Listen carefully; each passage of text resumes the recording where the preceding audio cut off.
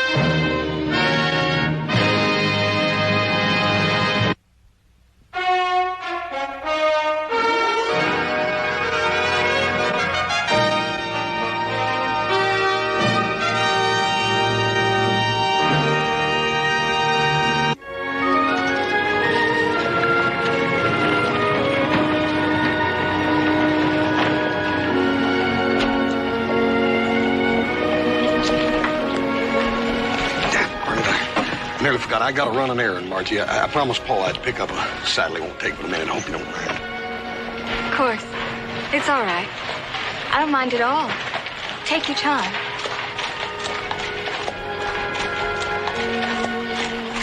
Is something wrong, Hoss? No, Everything's just fine, Margie. Just fine.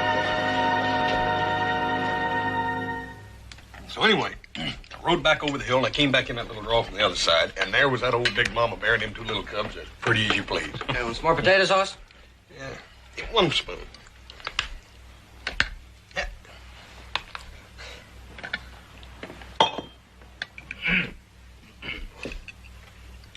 What did Hennessy say about those window frames? Well, he said we could have them if there wasn't any hurry. I told him there didn't seem to be any. Window frames? For what? For a house we're going to build near Rocking Chair Butte, remember? Oh, yeah. Not that we want to hurry you or anything like that. Oh, no, that'd be the last thing you'd want to do. But we do think you're being lazy, shiftless, selfish, and downright cowardly about the matter. I'm lazy, shiftless, selfish, and a dirty coward. And on top of all that, I'm scared, Paul. Look, Hoss, we're going to have a party. Food and dancing. Saturday the 10th. For all our friends and neighbors, right here in the Ponderosa. Now, I'd like to make the announcement then. Well, that gives you 10 full days to do your part. Yeah, but Paul, what if I'm still scared? Well, I'll ask her. Paul, I don't think she'd marry you. I mean, you big ox.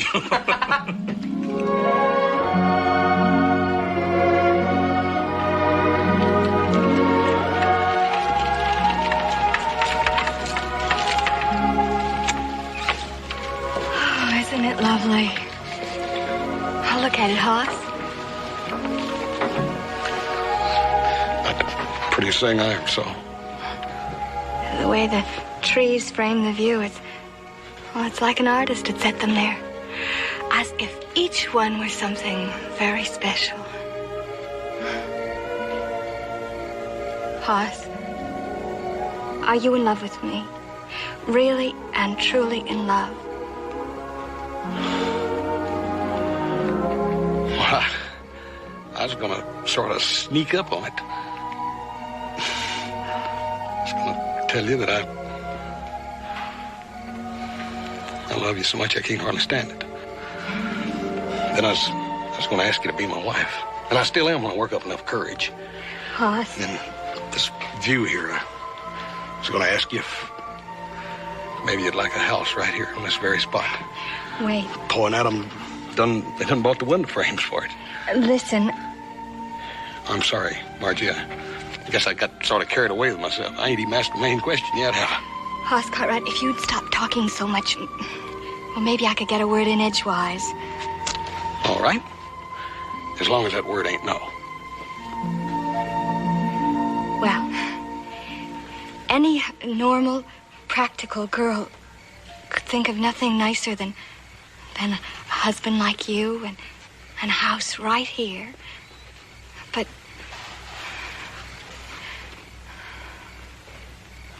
But what, Margie? Well, I've lived around here all my life, and I've known you for years and years. And I know what it would be like. But, well, I want to see the world far away from here. All the wonderful, romantic places I've only read about. Don't you understand, Hoss? Oh, yeah, Margie, I understand. All girls like to do that sort of thing. I'll tell you what. I'll take you to San Francisco on our honeymoon. San Francisco? Hoss, I'm talking about the whole wide world, and you offer San Francisco. Well, Margie, the whole world can wait. We're young. There's plenty of time. Who says we won't see the world? Do you think so, Hoss? Really and truly? Absolutely. That is, unless you're too busy taking care of the kids. Oh, Hoss. I tell you what. Paul's going to have a party Saturday night. We'll announce it then. Well, I don't know that. That's so soon. And we haven't talked to Papa yet. All right. I'll come calling tomorrow night. And you tell your Paul that I'll be asking that certain question. Margie. Yes, Hoss? You reckon Well, what I mean is...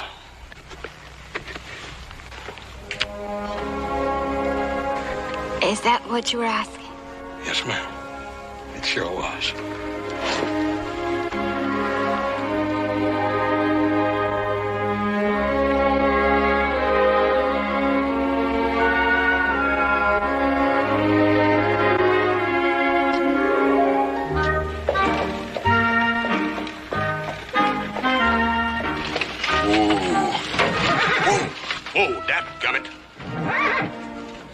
How come you're so old-fired spooked? It's me that's got to go in there and talk to the man, not you. I ain't spooked.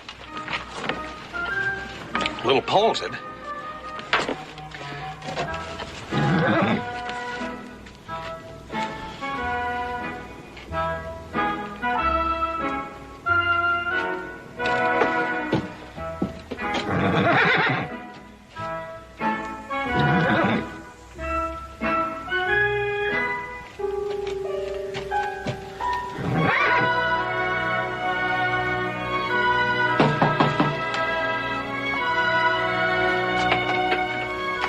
Well, good evening, Mr. Cartwright. So nice of you to call. Margie, tonight was the night, wasn't it? I was supposed to come call tonight. You talked to your pa, didn't you? Won't you come into the sitting room, Mr. Cartwright, and meet our other guest? Huh? Margie, did you talk to your pa? Oh, well, that's perfectly sweet of you. Thank you. Now, may I take your hat? Dadgummit, I guess I left in the buggy. Margie, you got me so dang mixed up.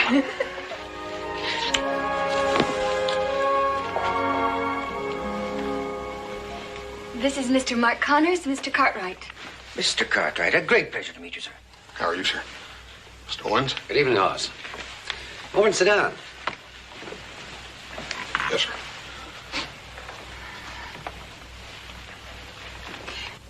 Mr. Connors came to discuss mining properties with Papa.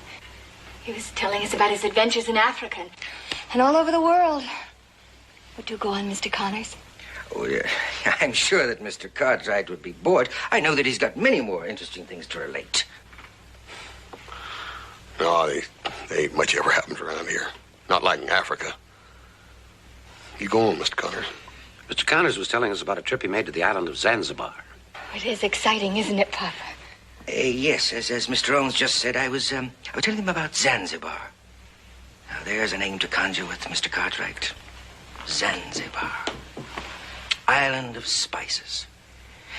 Any offshore breeze carries the scent of the cloves many, many miles out to sea.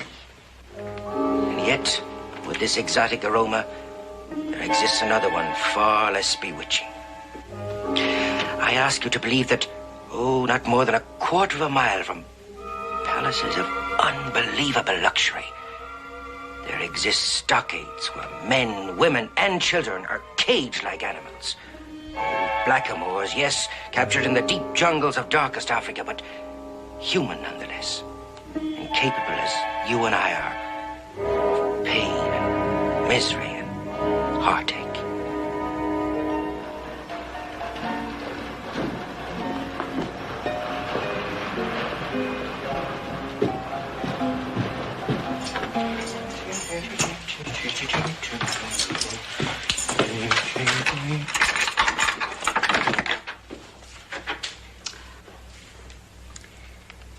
If it isn't the well-traveled Mr. Connors.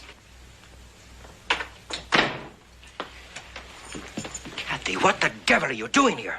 Obviously waiting for you, Mark. I told you to wait in San Francisco. I told you to wait in San Francisco. The last time you told me to wait in St. Louis, I waited 3 years.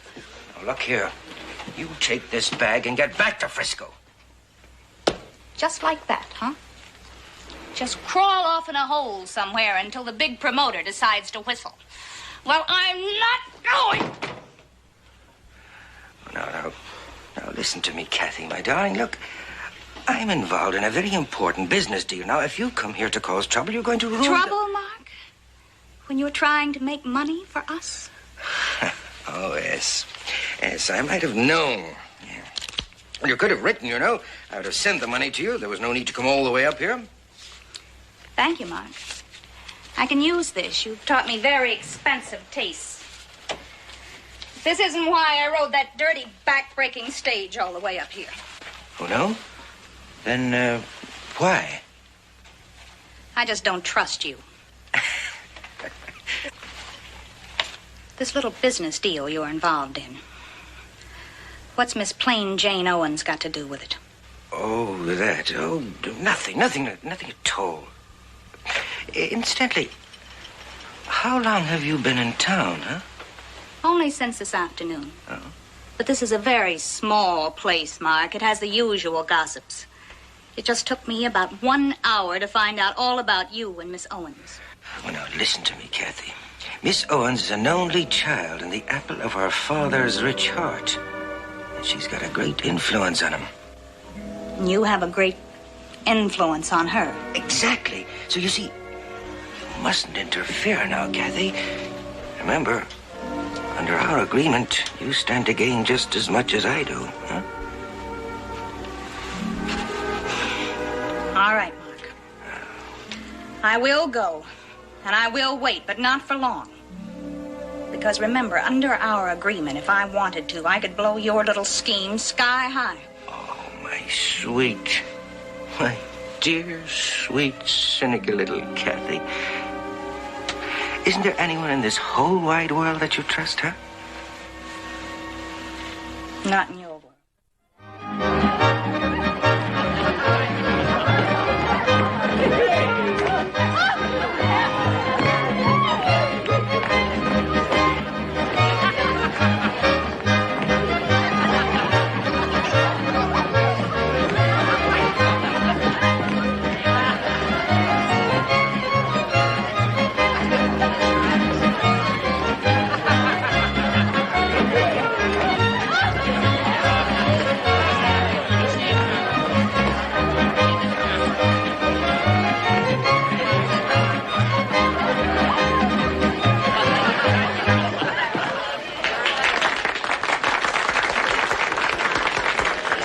Mr. Owens, may I tell you, your daughter is as light as a feather.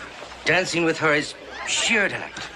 Her ma was like that, too. Mr. Cartwright, I want to thank you. Your uninvited guest is having the time of his life. Oh, Mr. Connors, you're more than welcome. Everyone within the sound of music is welcome at this party. Gracious of you, sir. Gracious. You got a minute for an old friend, Miss Owens? Of course, old friend.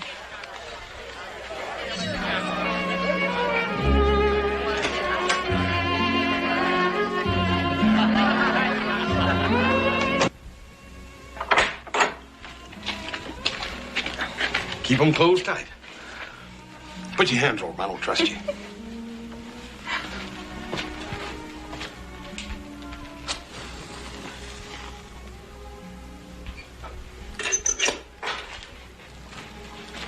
Okay, come on. Keep them tight. Don't you peep.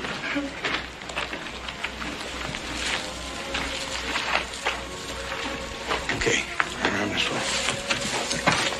Now open your eyes. Oh, great day in the morning. Would you look at this? Oh, she's beautiful. Oh, where in the world did you... Oh, is this Junebug?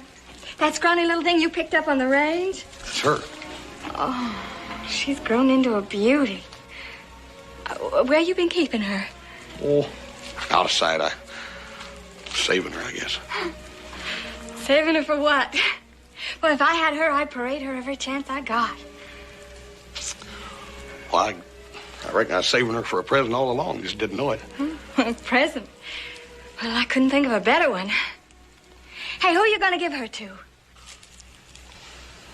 I was kind of figuring on making her an engagement present to you, Margie.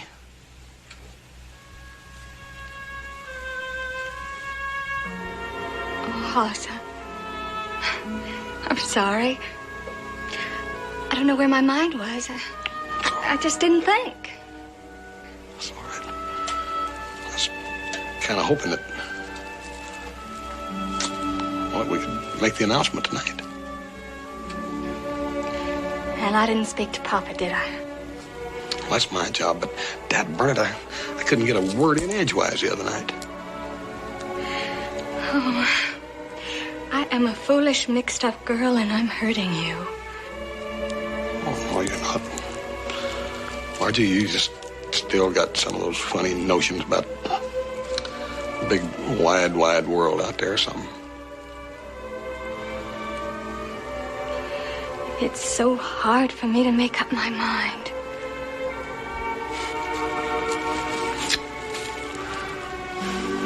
Oh, yeah. Oh, Judy here is yours anyhow.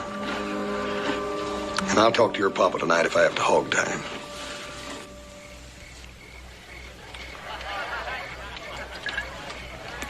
Go on, I'll be in a minute.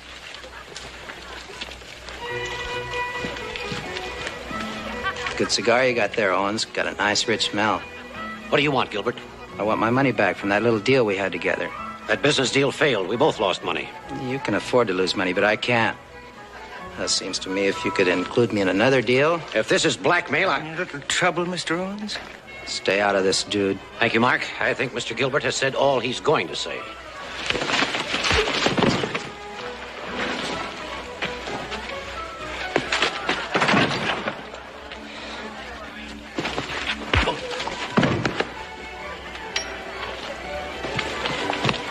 Hey, what happened? I'm terribly sorry, Mr. Cartwright. This is a devil of a way for a guest to act. How'd it get started? Well, Gilbert there threatened me, and when Connors came on the scene, Gilbert attacked him. Well, it'll be all right, though, Margie. Miss Owens, he'd been drinking, I expect. Perhaps we should go, Mr. Owens, before this gentleman wakes up and causes us some more trouble. Oh, yes, of course. Matter of fact, Margie, I was looking for you when this happened. Come along, my dear. Mr. Owens, there's something I want to talk to you Yes, about. but not tonight, Hoss. We really must be going. Margie. Well, I'm sorry, Hoss. Good night.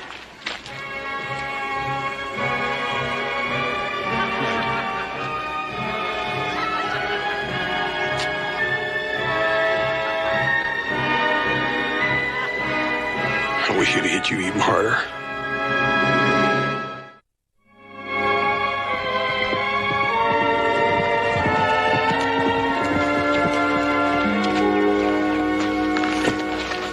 You been waiting long? Well, some. Your note said 1 o'clock. How was Mr. Gilbert after we left? He's all right. I think his head was hurting more from the liquor than it was the fight. However, that Connors throws a pretty good punch. Hoss, please forgive me. After making you wait so long, I'm going to say no. I can't marry you.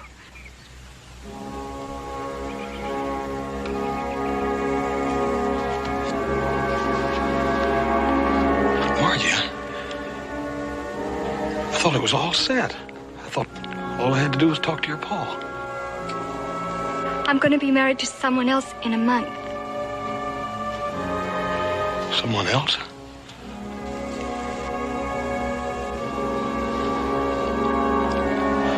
This is the first I knew you had anybody else in mind. Well, I didn't until a few days ago. Oh, Hoss, I'm sorry. I don't want to hurt you. Please forgive me. Listen, Hoss.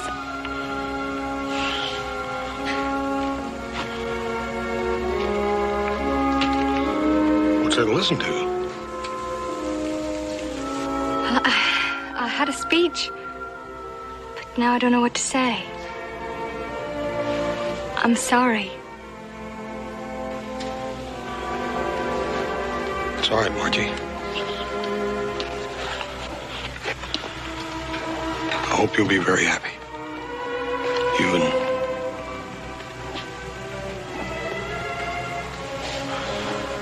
Who is it, anyhow? Mark Connors? I should know. Him and all his talk about Zanzibar and foreign places. Well, that's just it, Hoss. We're going to do all sorts of wonderful things together.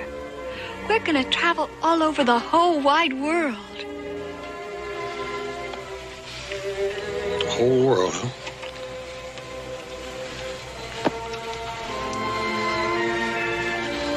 Best of luck, Margie.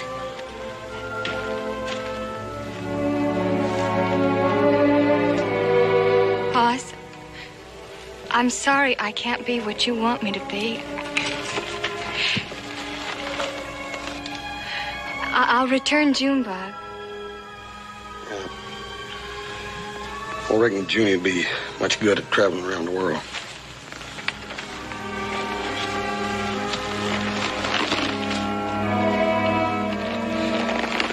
Bye, Margie.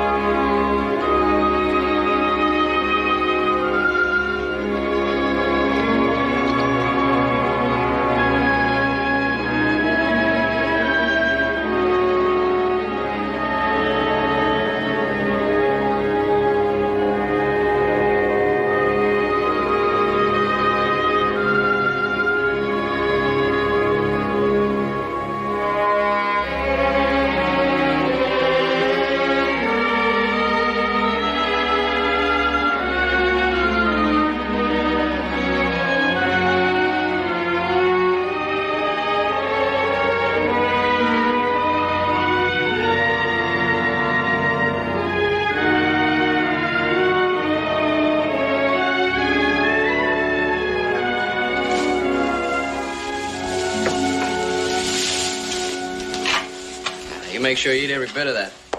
I want Hoss to come back and find you all spindly. Hey, Joe, did you turn that team of bays out of the corral? Adam said that... I got to thinking about Hoss. Kind of helps to come out here and see the filly. Yeah. I come out here, too. So does Adam. The three of us are going to feed that filly to death.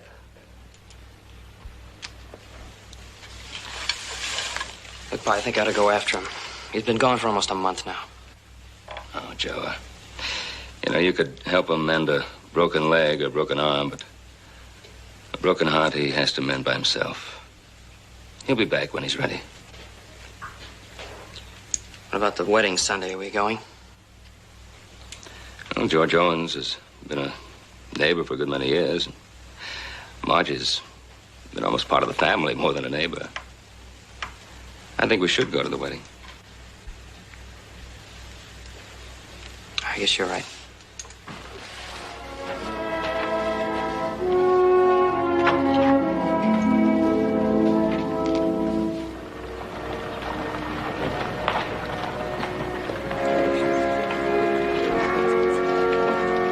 George, Well, it's a proud day in your life. proud as can be. I've got a fine daughter in Margie, if I do say so myself. Yes, you have. And I'm getting a fine son-in-law, too. Been all the way around the world, Mark has. Knows things you wouldn't believe. Time you went in, George. Your daughter's waiting for you. Yes. Ben, is Hoss coming to the wedding? Marge asked. I'm afraid not, George. I haven't heard from him or seen him for about a month. I'm sorry.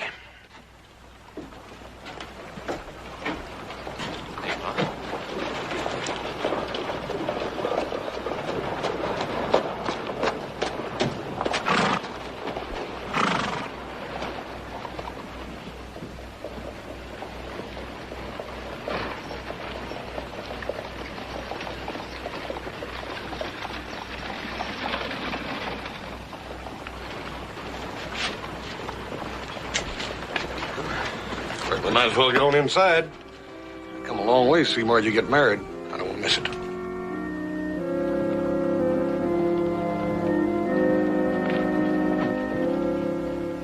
I take Mark Connors to my wedded husband and plight my troth till death do us part. Whom God hath joined together, let no man put asunder.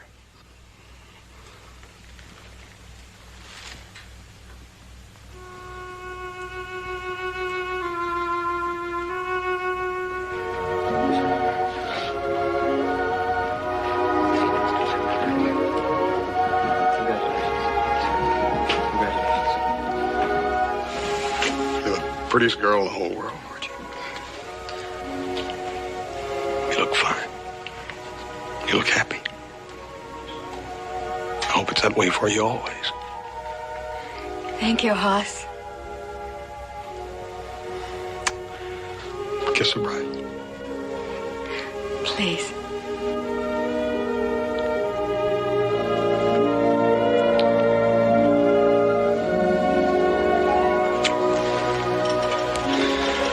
Mr. Connors, got the finest girl in the whole world. Congratulations. Why, thank you, Mr. Cartwright.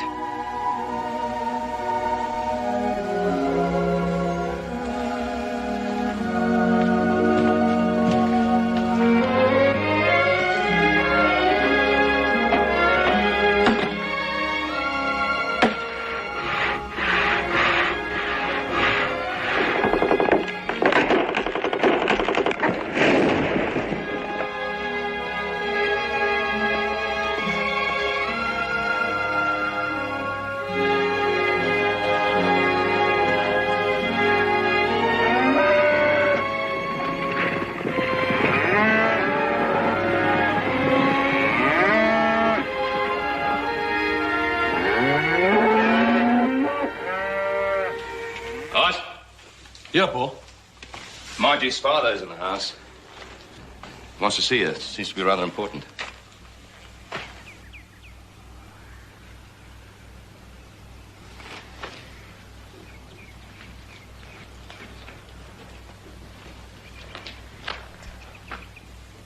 It's her marriage, Hoss. I'm afraid Margie's made a terrible mistake. And I'm to blame for having encouraged her to marry him. She need help? I don't know.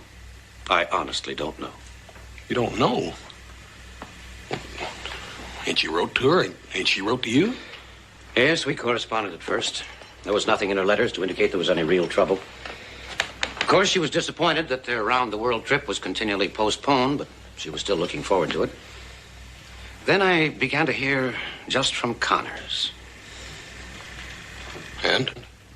It followed a pattern. He kept asking for more money in addition to the substantial sum I'd given them as a wedding present. That don't sound like Margie. As I say, the letters were from Connors. I finally wrote Margie protesting their Mr. Owens.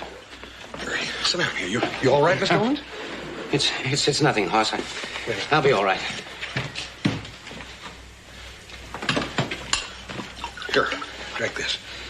Thanks. These last few months, my worrying over Margie. Mr. Owens, you just rest. Take it easy. Some time ago, Margie finally wrote me. She told me she just learned that Connors had been bilking me out of money and asked me not to send him anymore. She said she was leaving Connors. I was not to try to find her. She was ashamed and humiliated. There was another woman. Where was she at that time? In San Francisco. I answered immediately and begged her to come home, but there was no reply.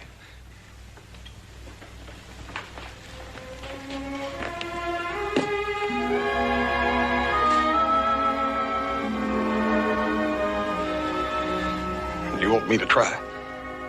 I'd go myself, Hoss, but the doctor says my heart won't stand it.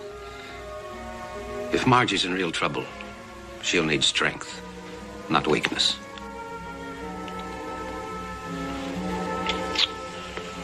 What was her last address?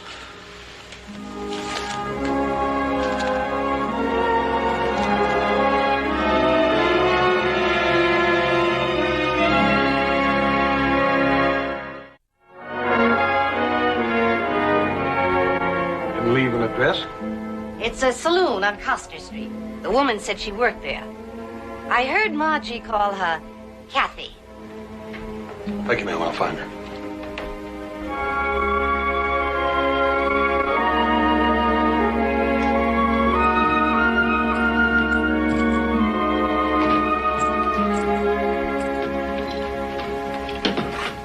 What will it be, friend? I'm looking for a woman named Kathy. Does she work here? A woman named Kathy owns half this place. What do you want her for? Need to ask her some questions. Ask away, big man. Howdy, ma'am. Are you Kathy? I'm Kathy. What can I do for you? Ma'am, I'm looking for Margie Connors.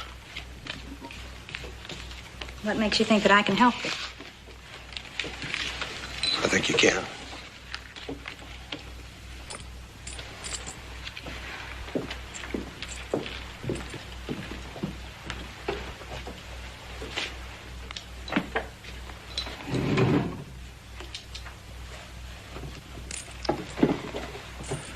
Now then, who are you and why are you looking for Margie? My name is Cartwright. Most folks call me Hoss. I'm a good friend of Margie's and her father's. Her father sent me here to find her. The rich Mr. Owens. Did he send any money? Nope, just me. That's too bad. Margie could better use money in her condition. What condition? She's gonna have a baby. Is she all right? She's as well as any woman could be, having a baby by a man like Mark Connors. Where is she? I want to see her.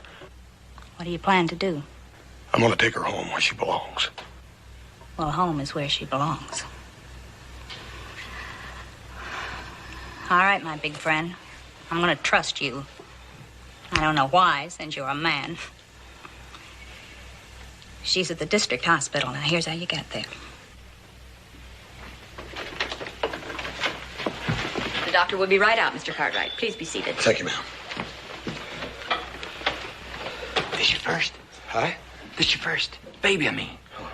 My fourth. All girls up to now, but I'm sure it's going to be a boy this time. I told my wife. Doc, are you Dr. Duffy? You must be Mr. Cartwright. Yes, sir. Hi, is she Margie? I mean, can I see her? Yes, of course, but I can't understand why some member of her family hasn't contacted her now. Doc, nobody could find her. I don't reckon she wanted anybody to see her or something. Well, frankly, she still doesn't want to see anyone. It's a very troublesome attitude, Mr. Cartwright. A very serious lack of spirit, of hope, even of will to live. You just let me see her. She ain't got nothing to worry about, Doc. I hope so. Her attitude has me very worried. Come on, I'll take you to her room. She needs to be with someone she knows. I hope you can help her.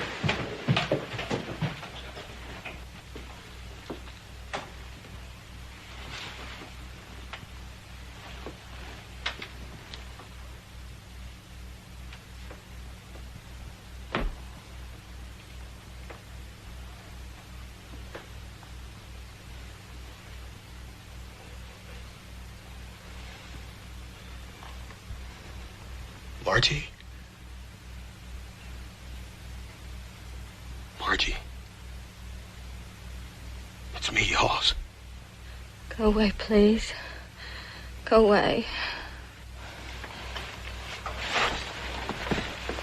I don't want you to look at me. Margie, you ain't got nothing to worry about. I come to take you home. Hoss. Oh, I've been such a fool.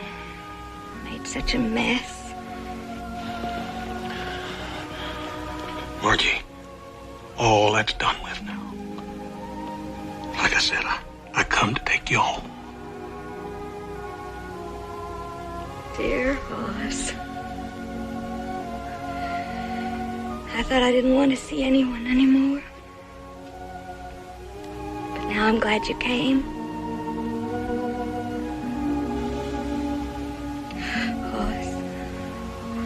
Papa. He'd have come himself, but he said Dad burned sick of worrying about you. But as soon as I get you back, you'll be all right.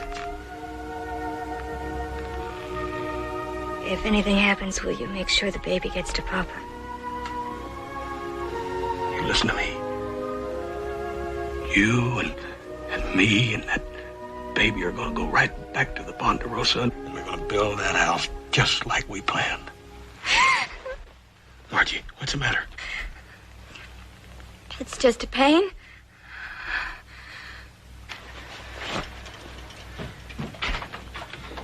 Doc, come here. They're coming. Is he still hurt? Oh, it's just a pain, Hoss. All women have them when they have babies.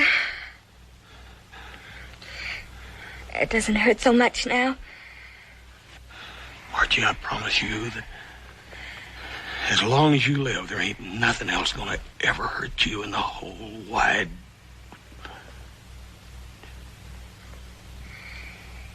In the whole wide world.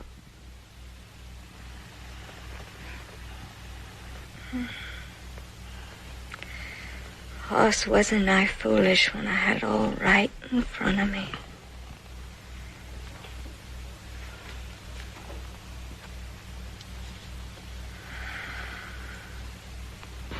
All right, Mr. Cartwright, you can go on back to the waiting room. I'll see you there.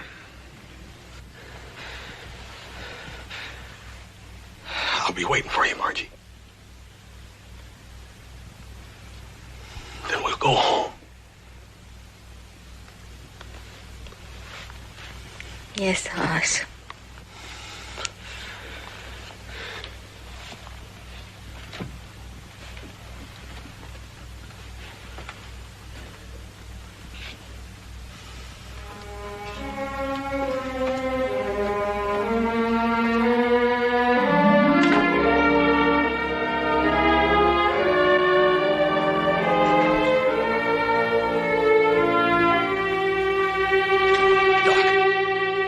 Sorry, Mr. Cartwright. Sorry. I was afraid of it. That lack of spirit, the will to live, just not there. Please give my sincere regrets to her family.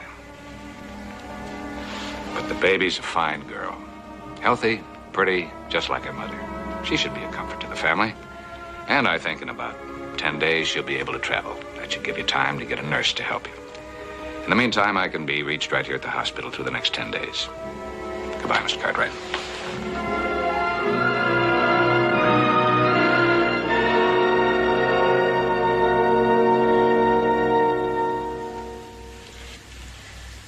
I'm sorry to hear it, Mr. Cartwright. I tried to help her, but I couldn't help her want to live.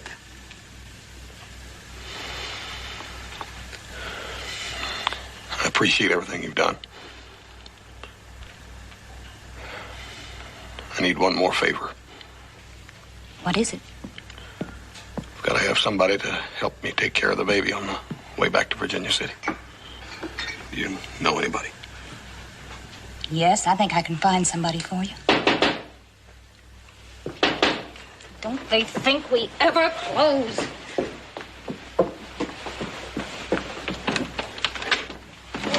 Dear Kathy. Well, Mr. Cartwright. Aren't you a long way from home, sir? I told you I'd come after you, Connor. Oh, please, Mr. Cartwright, don't be a hero. In the first place, I can outdraw you. And the second reason, I imagine you can feel in your back. I thought you worked for me. Only part-time, my dear Kathy. The rest of the time from me. He knows where the money comes from. And I imagine you've been satisfied with your share of it, too. Neither one of you's fit to live. Oh, dear. I'm terribly sorry that you're being unreasonable. I had hoped that your obvious feeling for my dead wife would persuade you to act as an emissary to her father on behalf of my baby daughter, of course. Oh, yes, I know. John there keeps me well informed about everything that happens. What are you going to do, Mark? What any loving father would do, I'm going to claim my child. Oh, no, you ain't. Oh, no, you ain't. Margie's baby's going back with me. Oh, don't be stupid, Cartwright. Legally, the baby is mine. Of course, I could be tempted to change my mind now, couldn't I? Why don't you go back to Mr. Owens and tell him that I will relinquish all rights to my daughter for a price, huh? Oh, Mark. You don't miss a trick, do you? Not if I can help it, no. If you attempt to go for your gun, I'm afraid one of us is going to have to kill you first. In self-defense, of course.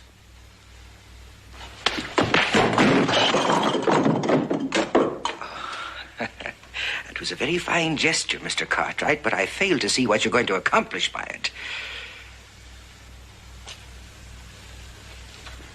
I'm gonna kill you. Huh? In view of the present circumstances, isn't that going to be rather difficult? Hmm?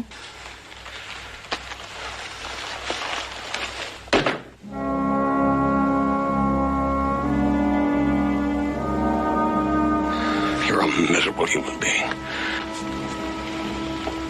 But they don't hang men for that. They do for shooting down an unarmed man.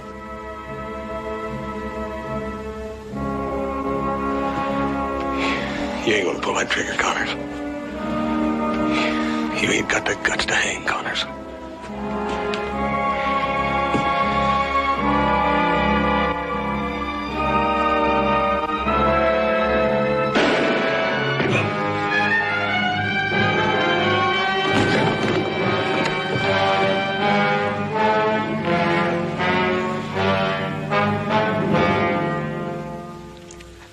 I'll take care of it.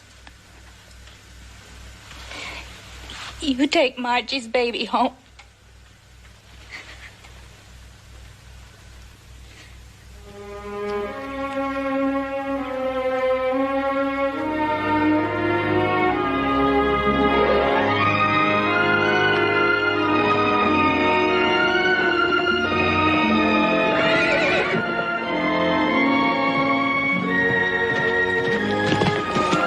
Turn Junebug loose? Yep. What's the idea? You hand raise her, then you turn her loose and let her go wild again. She'll be happier out there on the range. I'll keep an eye on her, and maybe one of these days she'll have a colt. I can raise it for Margie's little girl.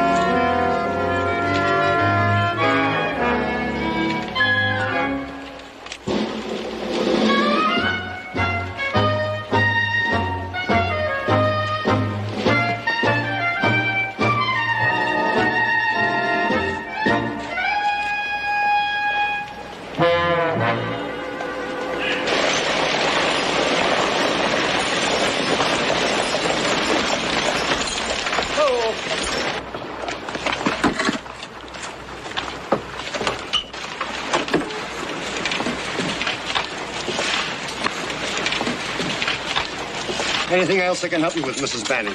No, thank you very much. Mrs. Benning, I'm Ben Cartwright. Mr. Cartwright, how good of you to extend your hospitality to a poor, sick stranger. Well, really, the wife of Horace Banning is hardly a stranger. What a very nice thing for you to say. This is my daughter, Melinda.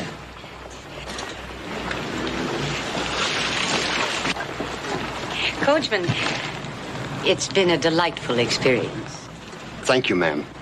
Might I suggest that in the future you try to keep your carriage a little bit cleaner? Yes, ma'am. Mrs. Banning, my buckboard is right over there. I hope you won't find that one too dusty.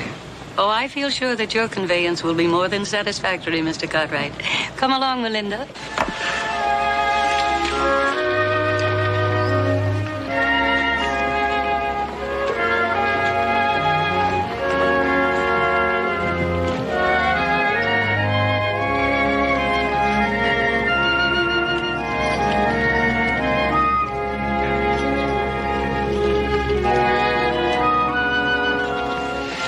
Well, this is where the Ponderosa begins. Why, this is the domain of an emperor. Well, how do you like it, Melinda? It's so different from home. It's like being in another world.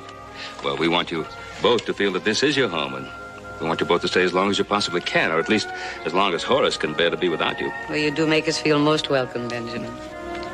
I wish Daddy were here. So do I, darling. So do I. It is too bad that he couldn't have come out with us. But publishing a daily newspaper is quite a job. You know, It must be about 25 years since I've seen Horace. But even in those days, I knew he'd be a success.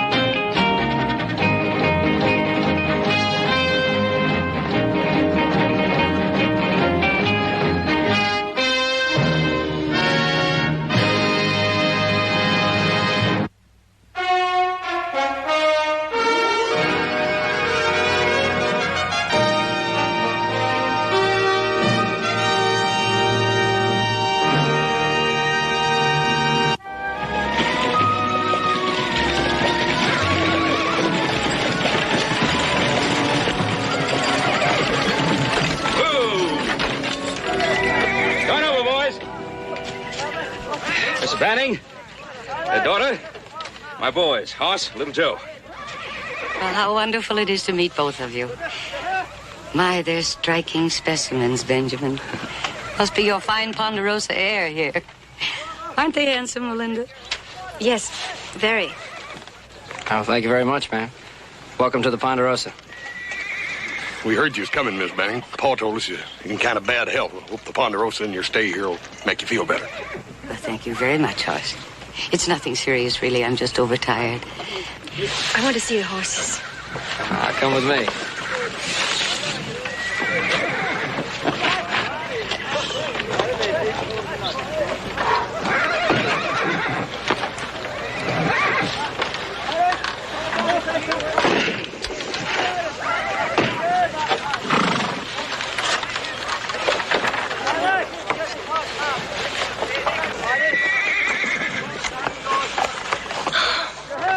Outside.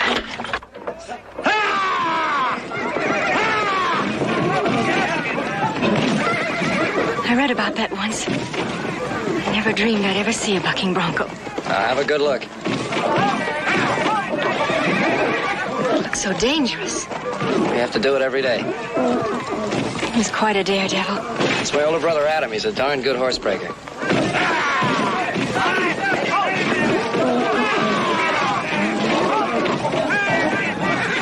Horse looks like it's half wild. He was all wild once. It's hard to think of horses as being wild. Where I come from, they're all so gentle. You gotta break them, and they won't do any work for you. What is it that has to be broken, little Joe? It's just the wildness that's in them.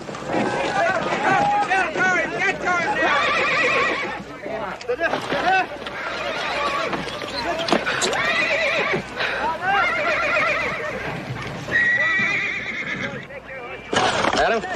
Well, this is my brother Adam. Adam, this is our guest, Melinda Banning. Morning, Melinda. Welcome to the Ponderosa. I'm afraid we're going to have to excuse him for a minute. It's time for you to go to work, buddy. They got a little old horse over there all ready for you. Oh. Stay right here. I'll be back.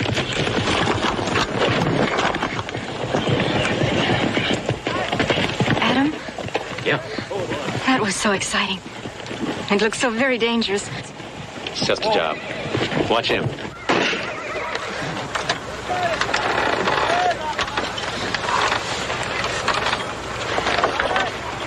All right, turn him out!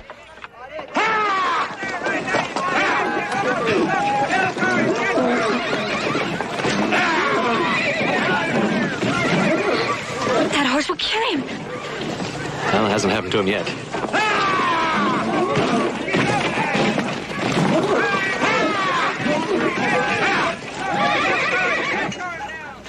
It stopped bucking now. Does that mean he's broken? No, but most of the fight's out of him.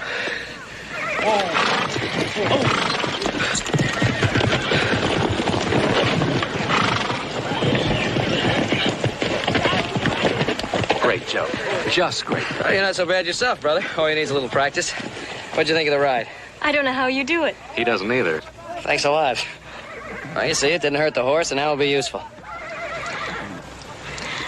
No longer free to do what he wants, but useful. Melinda, come along.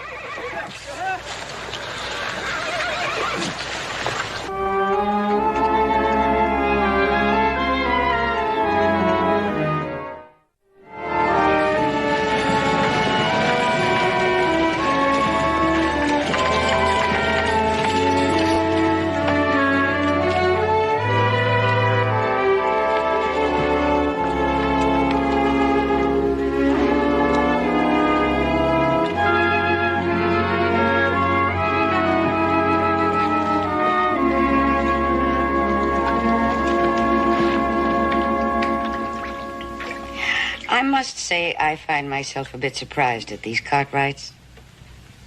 For all their money, they live out here like so many savages. Of course, that could be improved. And they are of good family. A bit uncouth, perhaps, but there's good blood there is. And their holdings, they're as vast as half the state of Maryland. Mother? And what you could do with this place... I can see it, the servants, the butlers, the footmen. Mother, may I say something? No, darling, not in that tone of voice. That always means that you're about to think for yourself. Anyhow, we said everything there was to be said before we ever left Baltimore. But, Mother, please, just listen to me for a moment. Yes, Melinda. Are you sure? Are you quite sure that what we're doing is right? Don't you know? In your heart, don't you know? That what I'm doing is for your own good. Mother... Come on now.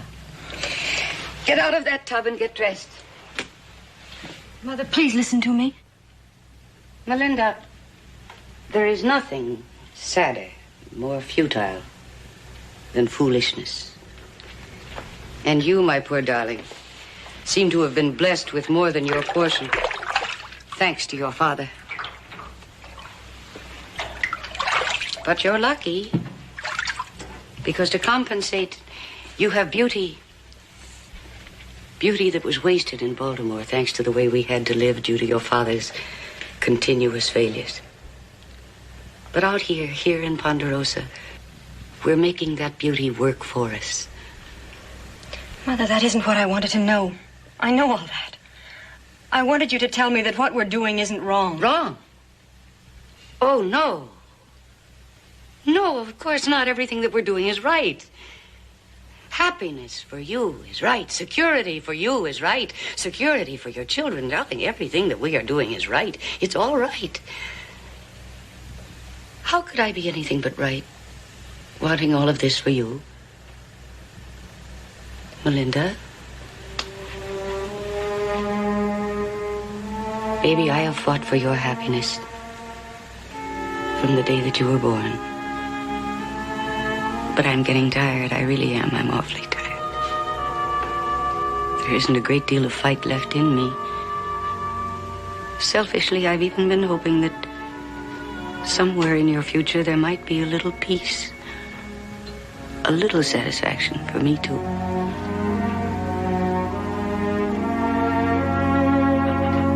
No, don't cry. You'll ruin those wonderful eyes. You are a lovely girl. I merely want someone to appreciate that. Come on, let's get dressed.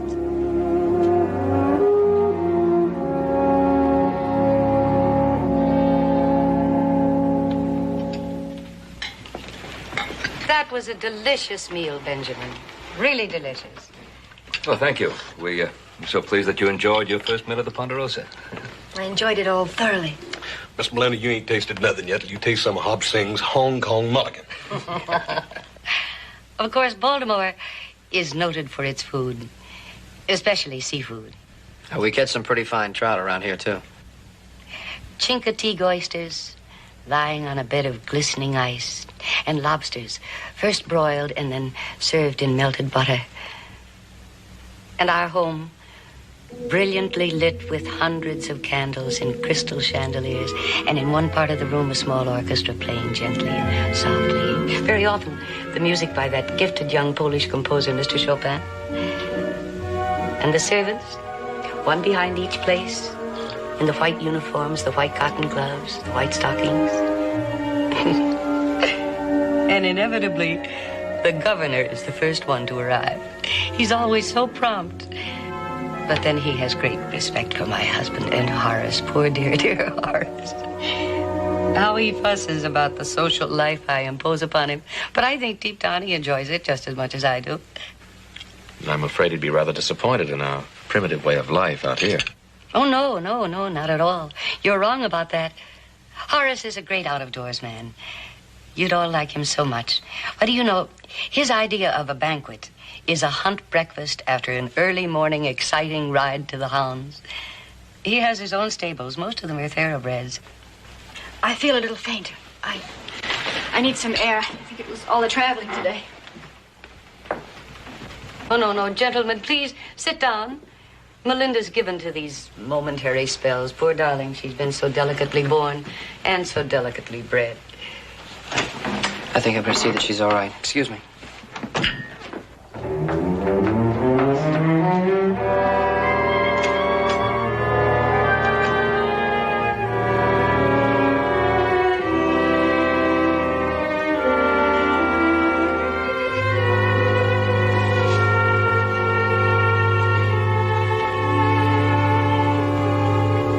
Melinda, you all right? I'm fine, little Joe. You shouldn't have left the others. I saw that way you looked. It worried me. You're nice, little Joe. Hey, you don't talk much. Your mother seems to do it for both of you. She's much wiser than I am. Yeah. The things she was talking about, I've only read about them in books. Must be a lot different for you out here. I like it here. We like having you here. It's such a wonderful feeling of family. Yeah, I know. Pa talks about that all the time, the family. That's how everybody thinks of us around here, the Cartwright family. You don't have to be here long to realize you all belong together. Hey, sometimes I think we're together too much. It's a little rough on me being the youngest. Well, here I am talking about myself, and it's really you I want to talk about. There isn't very much to know. Where I come from, I lead a very quiet life. Quiet? What, with that house and all those servants and the governor coming to dinner all the time? Your father being a big newspaper publisher? What's the matter? You feel bad again? It's nothing. I mean, you're not disappointed in the way we live out here. Oh, Joe, please.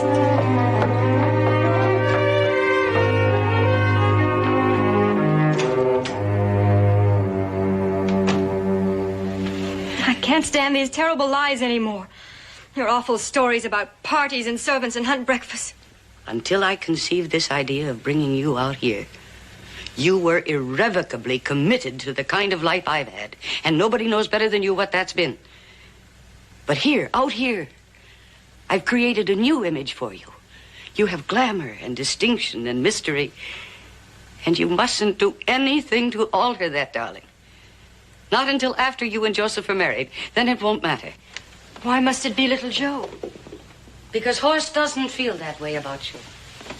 And Adam is far too cunning. I watched him at dinner tonight. He'd be too difficult to control. Suppose I don't love little Joe. That doesn't matter. Marriage is a contract. No contract can be executed under the influence of emotion. I suppose you're right. Of course I'm right. You'll have a perfect marriage with Joseph.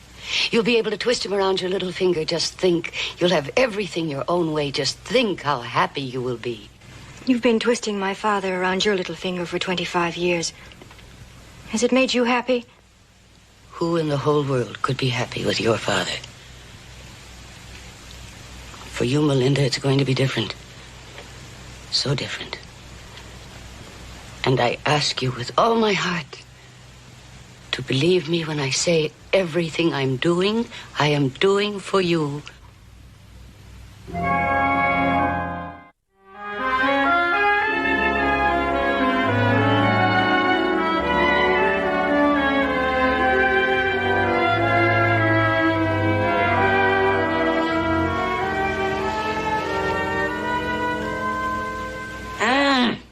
that's wonderful. Hey, that's just wonderful. What is it? Well, the recipe's been in my family for generations. It comes from France. Do you have any wine?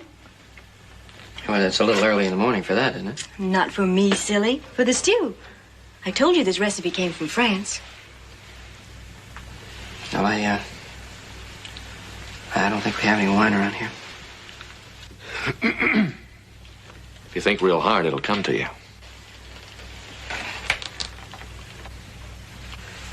It's in the pantry. Oh, yeah, the pantry. For the minister, I forgot. I knew it would come to you. Well, I'll get it.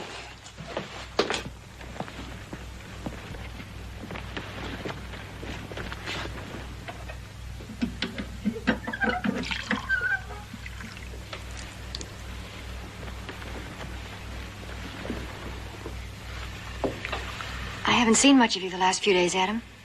You haven't seen much of anybody except Joe. I've missed you. I'll bet you have. No, Adam, believe me.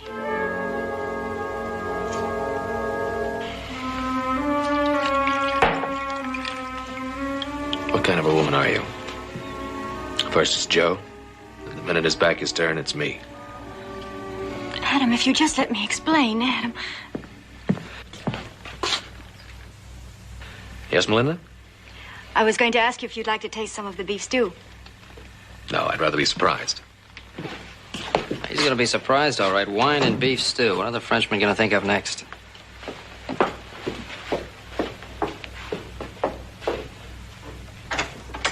That was the most delicious dinner ever served in this house, ever. Don't thank me, Benjamin. Melinda's such a fine cook. She was instructed by one of the greatest culinary teachers in the world. I like it better here at night. You can't see how big the country is. I guess you must be getting pretty lonesome for home. I suppose I am. Not the way it sounds. It's just that I'm used to it back there. You think you could ever get used to the way it is out here? You get used to love, little Joe, and then you don't have to get used to anything else. Does that mean what I want it to mean? You're sweet, little Joe. You're the nicest person I've ever met. Well, you're pretty sweet yourself. I haven't been able to think of much else since you got here. Then I'm glad I came. Linda, I'd like to ask you a question if I thought you'd give me an answer now. What answer do you want, little Joe?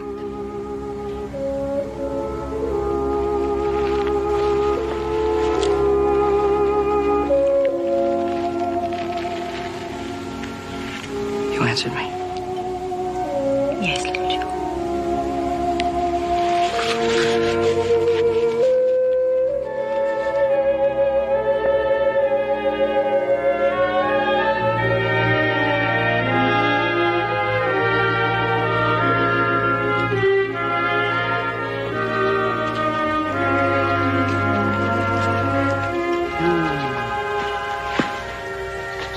Oh, this air. It really is invigorating, isn't it? It's like fine perfume. Mother, the men may not like it, bothering them while they work. Joseph asked you to come, did he not? Yes, Mother. Men adore women who show an interest in their work. It makes them so proud of their little achievements. Mother, there's something I must tell you. Please, Melinda, I have ordered you not to think. Benjamin. Well, I got these side saddles. I hope they're what you're used to. Benjamin, you don't think the boys would mind if we looked in on their work for a while, do you? Mind? Why, not at all. As a matter of fact, I think you'd find the work we do in the Ponderosa very interesting. Now, you won't forget where they are. They're just over that next rise. Shall I help you up? Oh, would you please? Oh, boy.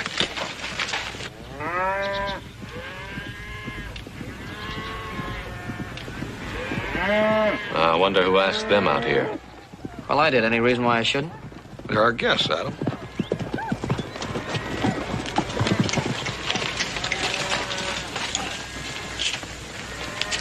All right, Melinda, you have a good ride?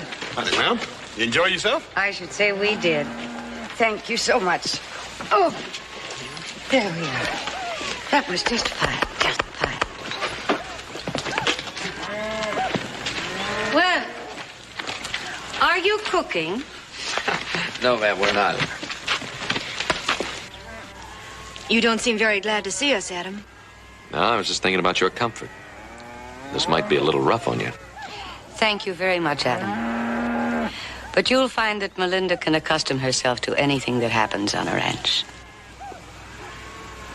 Sure. Oh, let's get the cab, will you? Joe, get some more wood. Right, Adam. Excuse me.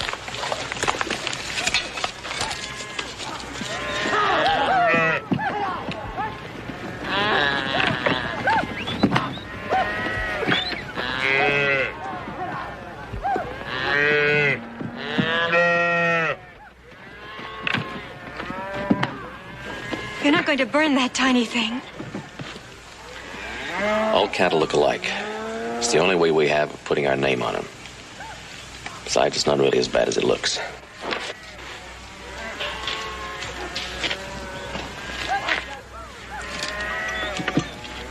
You got it?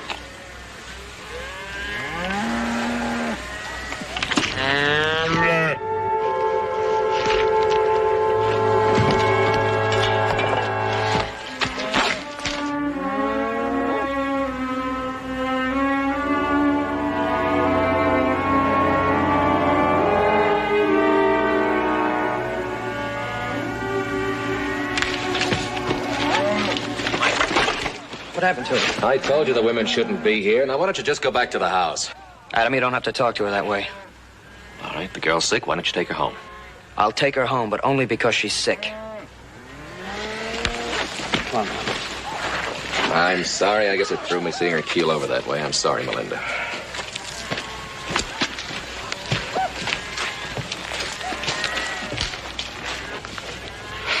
Looks like little Joe's sort of stuck on that gal, don't it?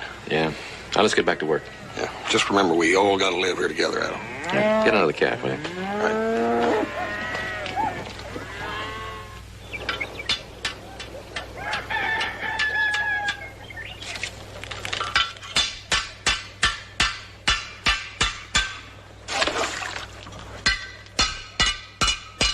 What kind of wire is that? Barbed? It's full of sharp points, Experience. That's the best way to learn. but it's so cruel. Well, it goes along with everything else here. Breaking horses, branding calves. Everything's done with pain. You don't have a patent on hurt. Melinda, you are a guest here, and you're free to come and go as you please. But it is a working ranch, and at the moment, I'm pretty busy.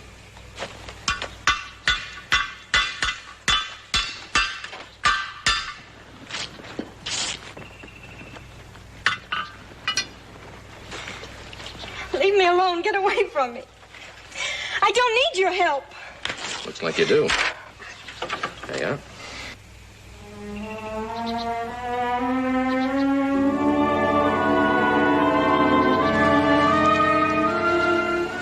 I'm sorry, Adam. I don't know what led me to do that.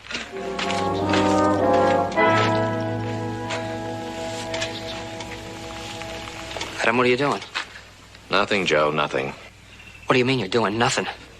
Oh, come on. Joe. What do you mean, wait a minute? That's the girl I'm going to marry. Well, Mary. It happened last night. I wanted to tell you when we were all together.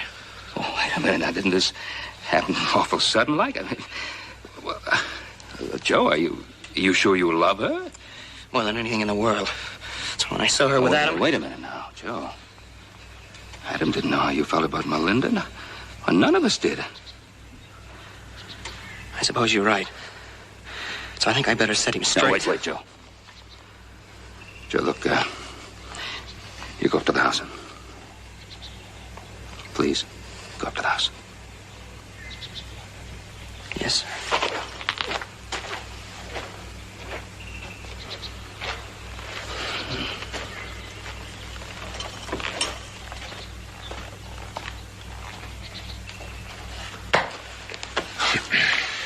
Well, what happened? Nothing. She got her dress tangled in the wire, and I helped her, that's all. Did you know that Joe wants to marry her? You're kidding. No, he just told me. When did all this happen? Well, evidently last night. Well, it can never be. She's not in love with him. What do you mean? She's not in love with him. Look, Adam. Do you have any feeling for this girl yourself? No, but that's not the point. What is the point? The point is, she kissed me. She kissed me, but she's marrying him. Oh, this is developing into some situation. Oh, that's for sure. Look, I think it might be a good idea if I got away for a couple of days. Go down to Tucson, maybe look at that new strain of beef, huh? That might be a good idea. All right, if they cost? Yeah, sure. Pop. What's going to happen if Joe marries her and then finds out that she doesn't love him?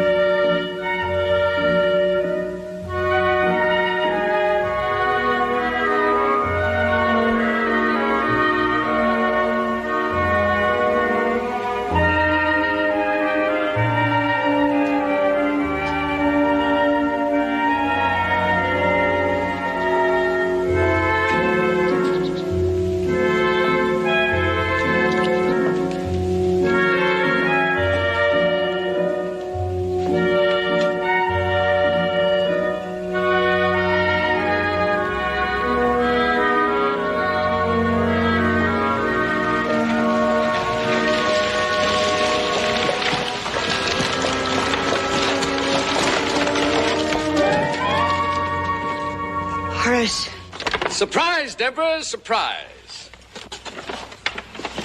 What in heaven's name are you doing here?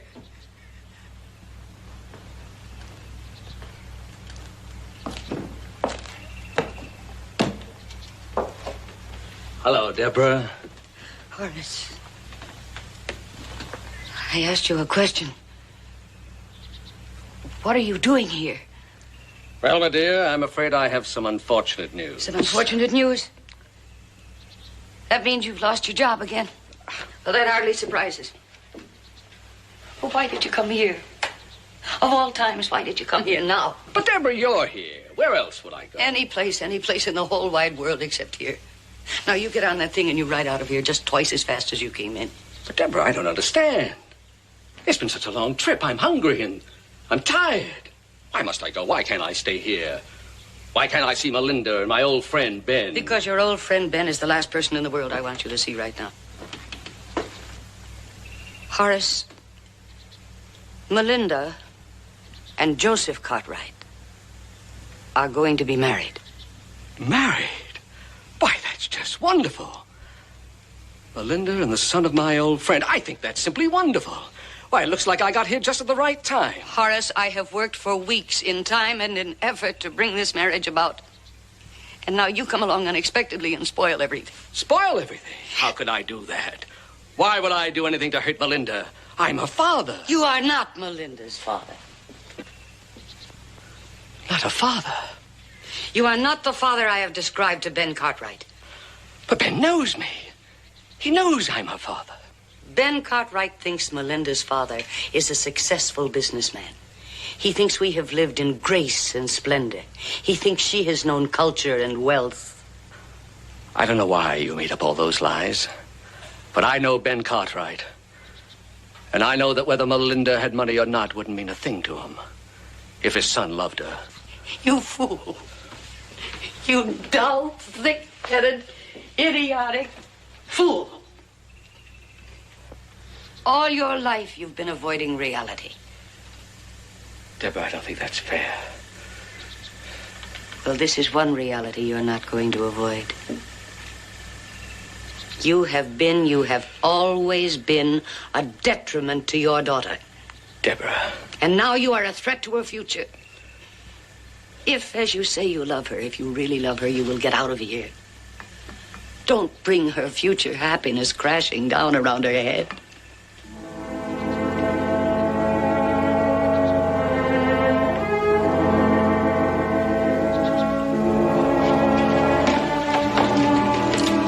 Daddy!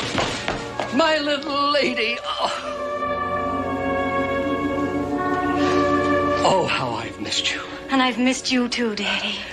Your mother tells me you're about to get married. Yes, and now you can be here for the wedding, too. I was hoping for that. And Mr. Cartwright is going to be so pleased to see you. He talks about you all the time. Let's go see if we can find him. No, Melinda, I'm not going to stay here. You're not going to stay, but where are you going? You just got here.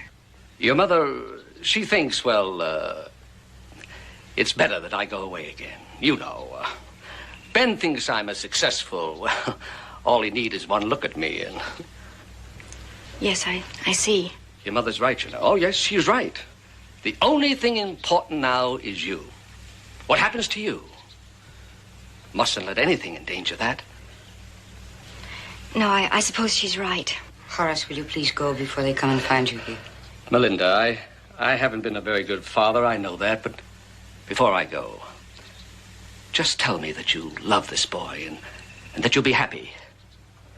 She has told you. She's my child, Deborah, just as much as she's yours. Now you get out of here. And if you do anything to interfere with this marriage, I swear by everything that's in me, I will kill you.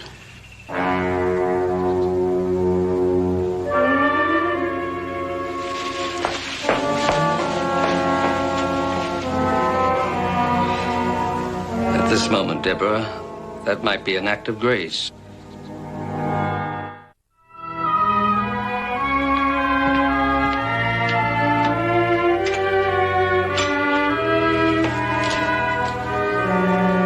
Horace? Horace! My golly, what a wonderful surprise! Ben, it's been a long time. Yeah, it's been a long time. Too many years, Horace. Isn't it wonderful, Benjamin? Yes. Now Horace is going to be here for Melinda's wedding after all. You were the one thing that was lacking, my darling. But now that you're here, everything's going to be all right. Oh, you must be so tired, my sweet. Come along. We'll get you washed up. Come along. We'll talk, Horace. I'll get your things.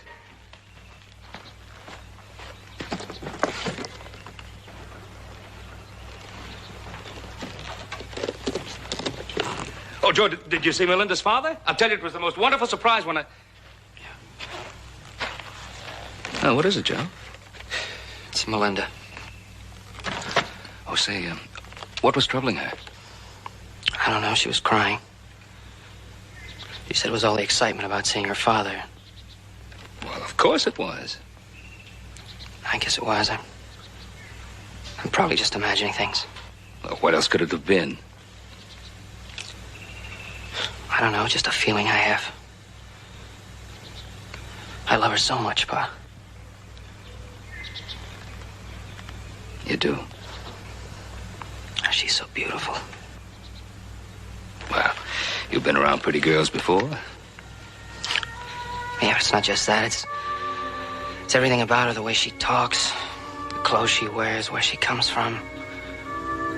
I've just never known a girl like her before.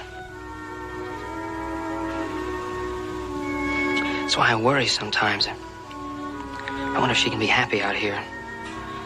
She's so used to the way it was back there. Of course she will be. And I see her cry. I guess I get a little scared, Pa.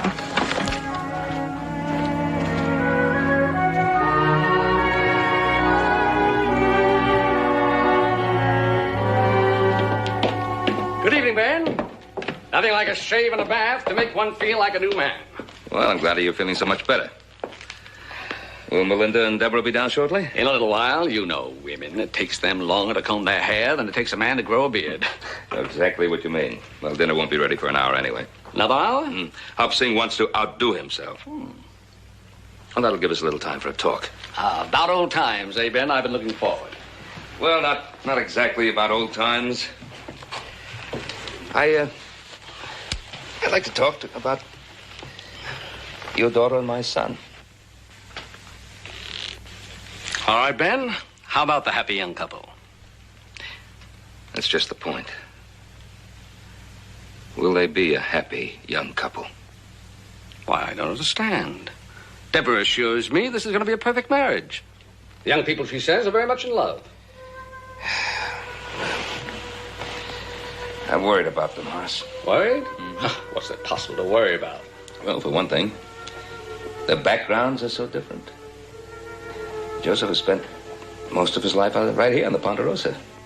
Oh, boys have been back east on visits, certainly, but he's a boy who's grown up on a ranch. While Melinda, well, you know her background better than I do, Horace. You know, the cultural pursuits, the elaborate social life, the elegance of your home. Now, Ben, I don't think that's important. It's important to Melinda. If she has to give it all up for this kind of life. Oh, well, we like it, of course. It's what we know. But your daughter, do you think she loves Joseph enough to want to give up all the wonderful things that you provided her with back east for this kind of life? Life on a ranch. Ben, I'm sure Deborah knows what's best. Horace, please. This is not Deborah's decision. It's Melinda's. Ask her. Now, she won't keep the truth from you any more than you would from me. Ben, there's something... You're right. I won't lie to you. I mean, I wouldn't lie to you. But lies have been told you about me and my success and Melinda and her background. Well? None of it. None of it's true. Nothing is further from the truth. I don't even have a job. Deborah concocted the whole elaborate scheme.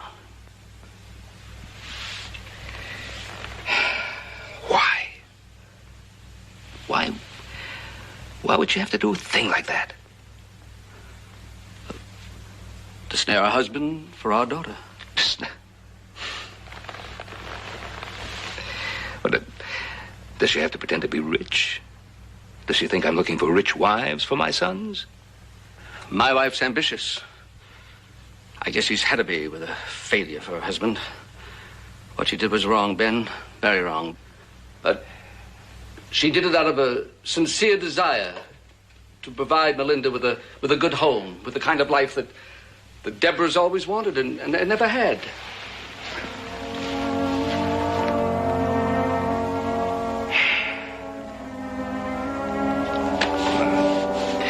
That's not the question now, is it? The important thing is, does Melinda love Joseph?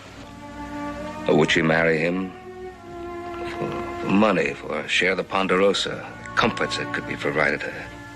I honestly don't know, Ben. All her life, Deborah's been telling her what to like, what to think, what to do.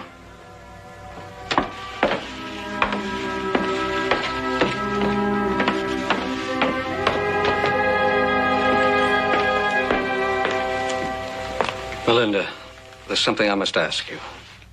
Yes, Father. I heard you talking to Mr. Cartwright. I know what I must do. Where is little Joe, Mr. Cartwright? Well, he's out of the barn. His horse went lame. He's tending to him.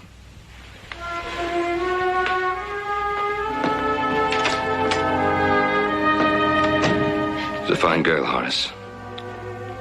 I'm glad you're both so honest. I'm glad we both finally found the courage. Be kind of rough for them out there. Yes, but it'll be better than a lifetime of unhappiness. I'll tell Deborah. We'll be leaving for Baltimore in the morning, Ben. Horace, there's no need for you to go back to Baltimore if you don't want to. I have a friend who's a publisher in San Francisco. Could be a Fresh start for you. You could use a good man. I'm sorry, Joe. Not only for what my mother and I tried to do, but that we didn't fall in love. I fell in love. No, at least not with me. You fell in love with something my mother created. You can't stay in love with something that never existed. Everything's ready, Mr. Banning. Daddy, Mother?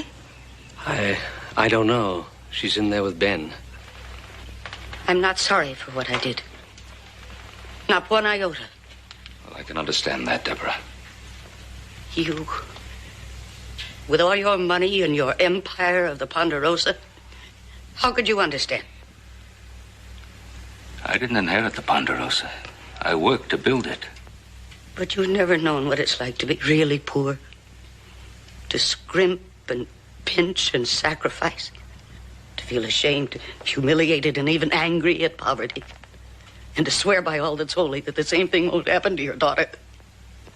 Deborah, to want the best for your child, to fight for it, that's a fine thing. But to force her into your idea of her future, that's wrong. Wrong. Wrong for me to want the security and peace of a marriage for my daughter. Money can't guarantee that. Only love. Love. Horace and I married for love. Now look at us. I am looking. And I see a lovely young girl who loves her mother so much that she tries to obey her even though it almost breaks her heart. And I see a husband who loves his wife still in spite of the indignities and humiliation she heaps on him.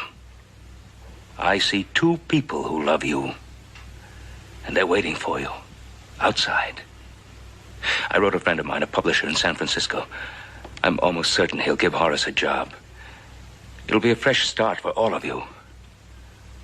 Go with them.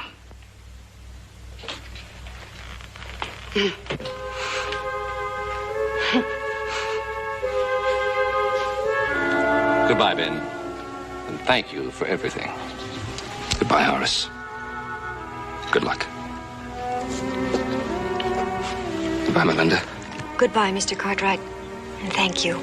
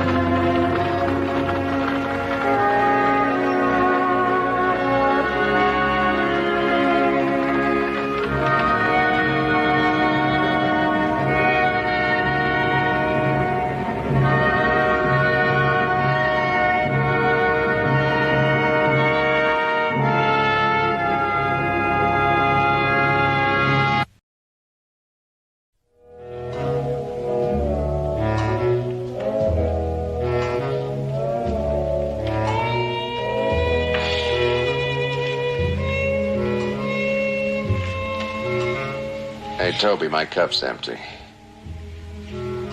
Seems to me like you ought to be springing to your feet and fetching me another, huh? Can't spring a lick till the sun's up for a full hour. Got about 40 minutes to go yet. Why don't you spring for yourself?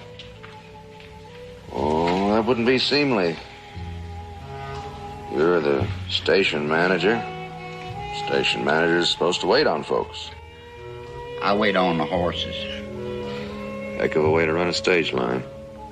Heck of a stage line. I won't argue that. Reno stage missed its connections. I had to stay here all night. Straw to sleep on. Bugs to bite me. And you snoring. And to top it all off, I had to get up first this morning and make the coffee. Well, the right kind of a customer would have went out and fed the stock. Seems to me I heard a horse. Got a whole corral full. No, this was kind of far off out there somewhere. Reckon I left that corral gate open again? It'd be just like you.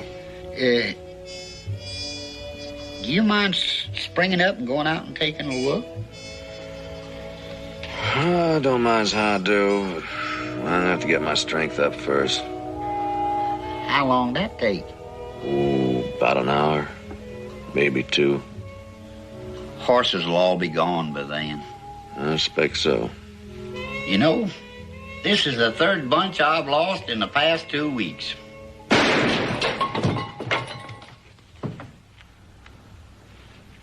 What in tarnation?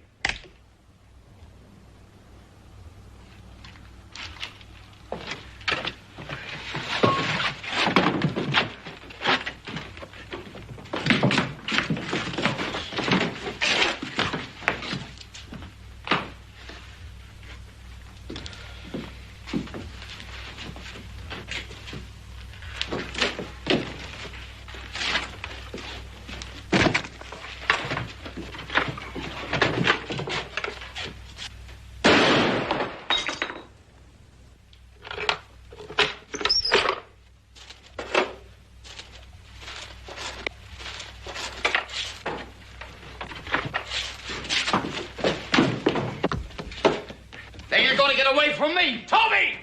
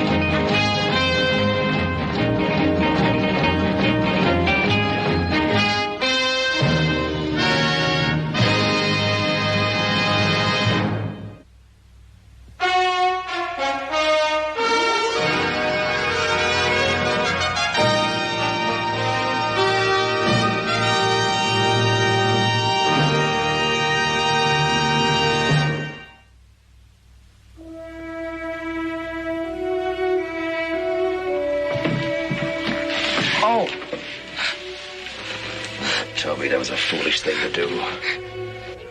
You was gonna let him get away. He wouldn't have got very far. Stay right here. Don't try to talk.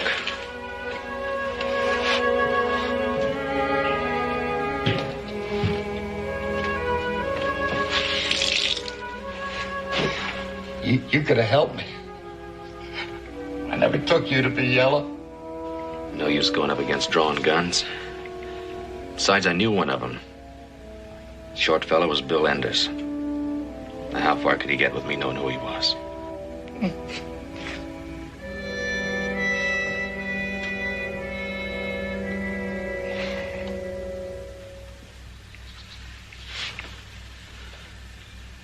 Toby?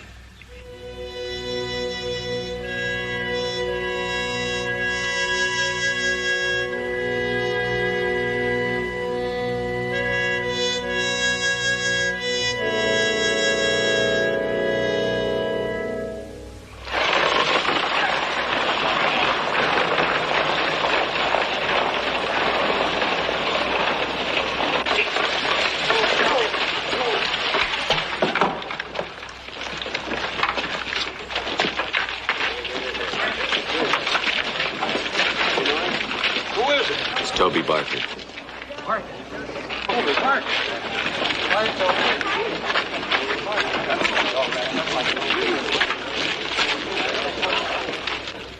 I'm not calling you a liar. I just want you to be sure you know what you're saying. I know what I'm saying. It's pretty hard to believe. If somebody had come in here an hour ago and asked me what I thought of Bill Enders, I'd have told him that he was a fine young fella with a real nice wife, well thought of around town, pretty good businessman. Well, Adam, you are in business with him, ain't you? We own shares in the same mining claim along with 2 other people. Proves right there that you thought he was all right. About the only thing a man could say against Bill Enders is that he likes Pharaoh more than he should. But shucks, you could say the same thing about me if you remind it. But Adam, he is better with a gun than most. I know how good he is. I got a lot of respect for your judgment, Adam. The whole town has. You're a Cartwright, but Jim and Nutley, if you're wrong about this thing, it's going to cause an awful lot of trouble. Folks are going to say that Bill had a right to go gunning for you for ruining his name. What do you want me to do? Back away from it? Forget I saw him kill Toby?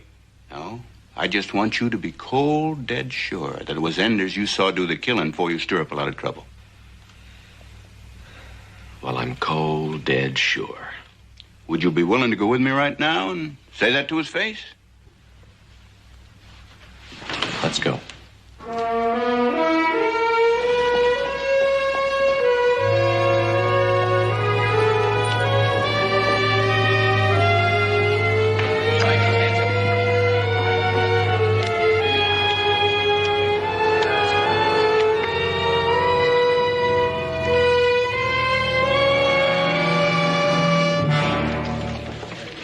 What's going on? Come on down to jail, Bill. What for? What have I done? I want to talk to you about the killing of Toby Barker. I don't know anything about that. I got a man says he recognized you. Recognize me? What do you mean? He says you done the killing. Now, come on. Wait a minute. You can't be serious. I'm serious. Are you coming willing or not? Who says I killed Toby?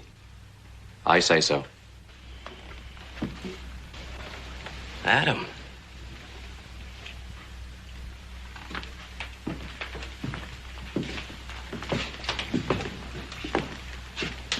You're wrong, Adam. No, Bill, I'm not wrong. I recognized you the minute I saw you. Toby died a few minutes after you shot him. Come on.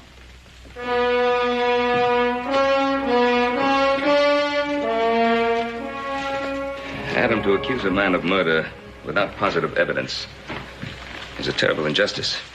But to accuse a friend... I have positive evidence. I saw a man killed, another man who killed him. Is it an injustice not to want Toby's murderer to go free? Well, you know the man who killed him. How do you know him? How do I know anybody? I've seen him before. Bill Enders, nobody else. Now, he had a hood over his head. Isn't that what you told us? Yes. Was he wearing any special clothes? No. Did you see any scar or a tattoo on his hand? Was he wearing a fancy gun? Anything to brand him? No. Well, if there were no distinguishing marks and he was wearing a hood over his head, how can you be so sure it was Bill Enders? Because I'd know Bill Enders if he were wearing a sack clear down to his ankles. Adam, that's no proof, no evidence. Not to back the kind of charge you're making. Look, if I put a sack on his head, and I put a sack on his head, yeah. It wouldn't make any difference what kind of clothes they're wearing. You know who they are, Hoss, Little Joe, because that's who they are and nobody else. There has to be more. What do you mean by more? Motive for the robbery. Is Bill Enders in any financial difficulty? Enough to rob? Now, you're his business partner. You should know. I don't know. You don't know? You say he killed Toby. And all the time you've been with Bill, have you ever seen him lose his temper to the point of violence, of killing? No, I don't think so. But yet you accuse him of robbery and murder. You know he's guilty. What do you want from me? A denial? You want me to forget what I know? I want you to recognize the doubts that'll be in other people's minds. Well, I'm not really concerned with their doubts. They weren't there. I was. I know that Enders killed Toby, and I'll Live with that as long as I breathe.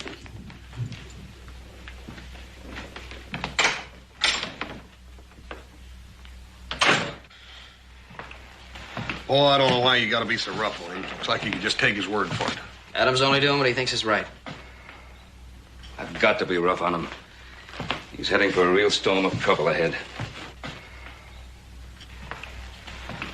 See, if I can rattle him, if I can shake him, well, then maybe Adam isn't so sure about his accusations. But if he can hold his conviction firmly against me, it's a strong conviction, probably a right one. He can hold it against anyone.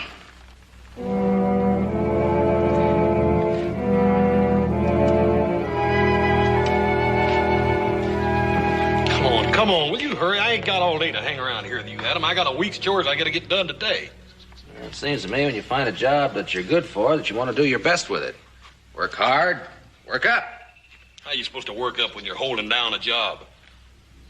Well, you could eat more, get fatter, put on more weight. First thing you know, somebody wants you to bear down on a pole that's prying up the edge of a barn. Don't you get smart with me, young man. I'm liable to lose my temper and decapitate you or something.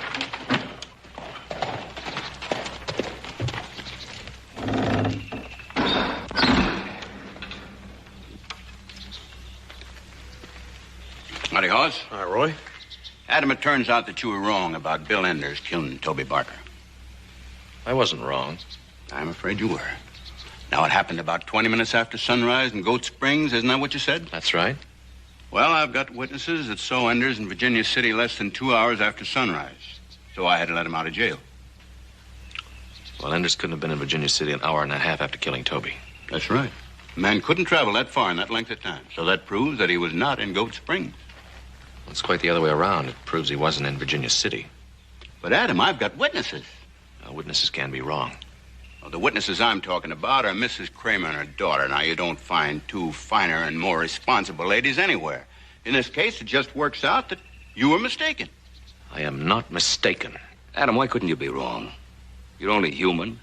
You use human eyes, human brains, human judgment. Why can't you admit that you maybe made a human mistake? You saw a man Enders' size. Something made you think it was Enders. You thought it was Enders, but you can't be sure it was Enders. Oh, come on, Pa. Of course I know I'm human. I make mistakes. But not this time. I saw Enders kill Toby. That's the truth. Nothing you're gonna say is gonna change it. I dealt with it. Couldn't they be honest or mistaken? Both of them.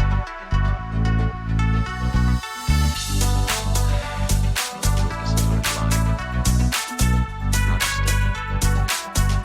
Only one answer left. Enders drove to Virginia City and night the witnesses. 25 miles.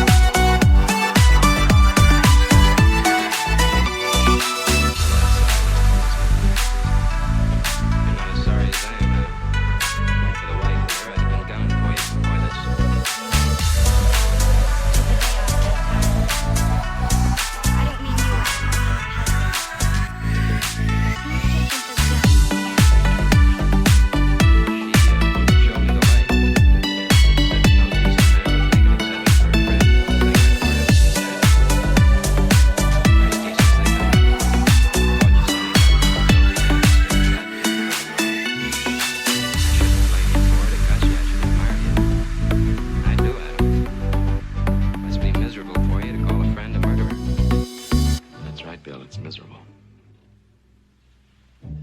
All right, now let's just leave it as it is. Still a few minutes to go.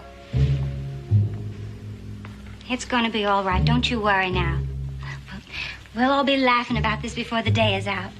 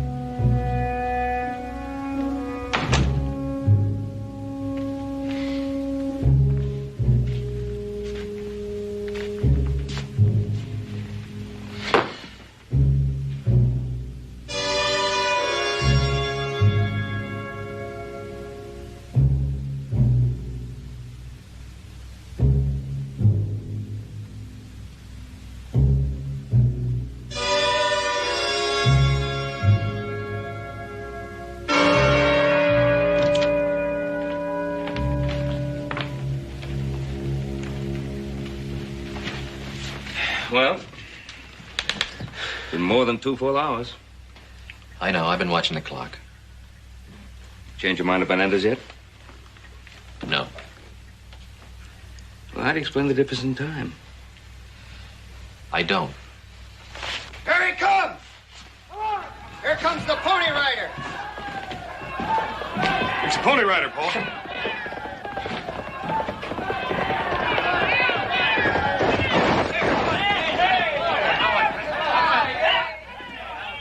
Looks like he's ridden that horse half to death. Well, Jim gave it a good try. Jim did the best he could. And it still took him 2 hours and 5 minutes to ride from Goat Springs to Virginia City. Now, that should clear Bill Enders. It seems to. Only seems to? Bill Enders killed Toby Barker, Pa, and nothing's gonna change it.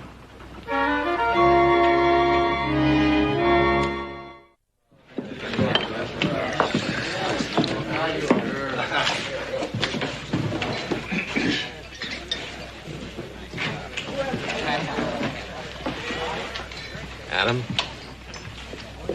why me? I keep asking myself that. Why me? All the men in the territory. A lot of them don't know any better way of making a living except stealing. Why'd you have to think of me when you saw that thief? Oh, I always thought we were friends. Maybe not close friends, but better than just hello and how are you. We even got a little business deal going. I just don't understand why you thought of me at a time like that. I never tried to hurt you, or cheat you, or steal from you, did I? Why, you never heard of me do anybody wrong, did you? No, you didn't. You couldn't. Tell you what I'd like to do. Now that Jim Beckett's proved I couldn't have done it, I'd like to forget the whole thing. Take it like it never happened. Go on from where we left off. Are you willing?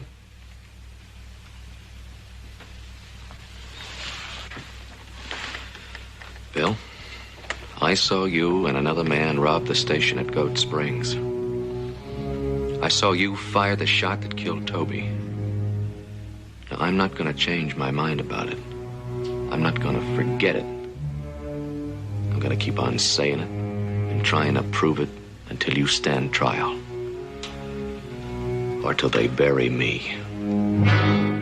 Adam, what's wrong with you? Why are you doing this to me? You gotta have a reason. No man tries to lie another man onto the gallows without a reason. Well, what is it? Tell me.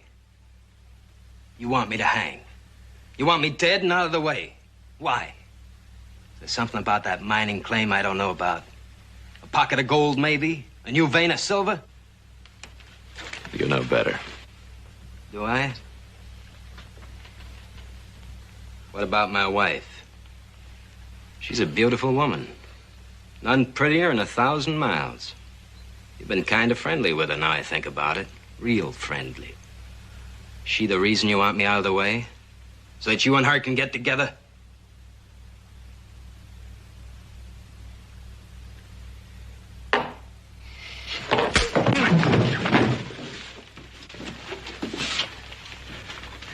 Give me your gun, Arch. No, Bill, you asked for that when you had it coming. Sammy, give me yours. No, Sammy, don't give it to him. Give me that. Adam, you'd better get out of here before you get yourself killed.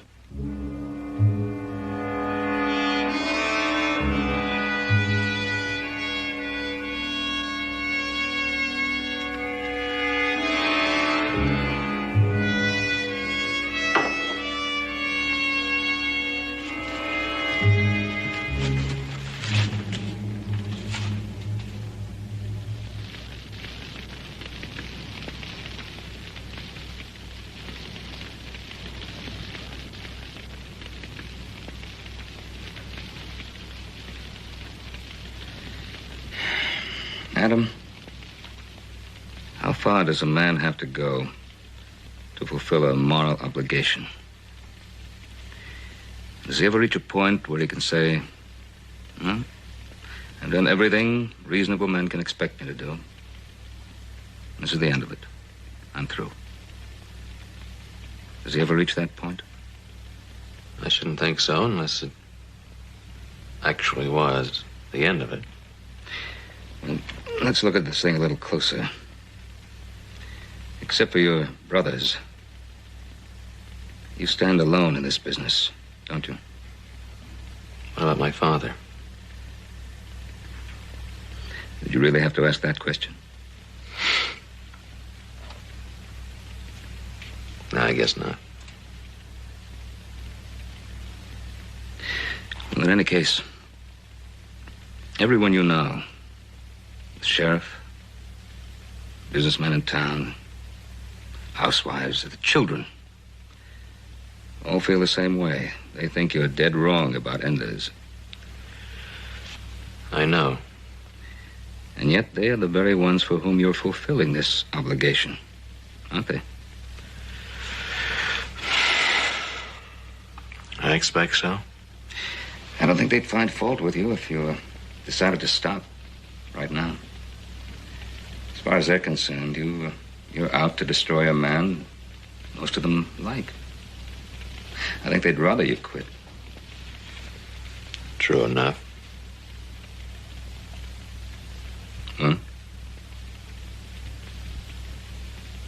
What are you going to do? I'm going to think it over. Maybe I'll turn out to be a bigger coward than either one of us thinks.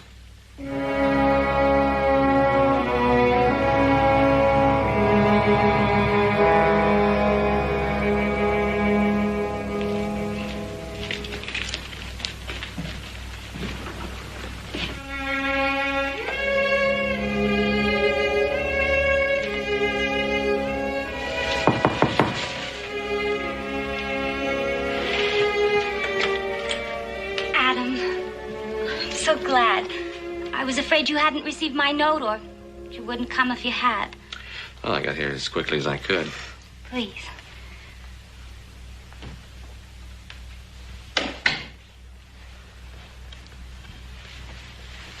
Come. Sit here.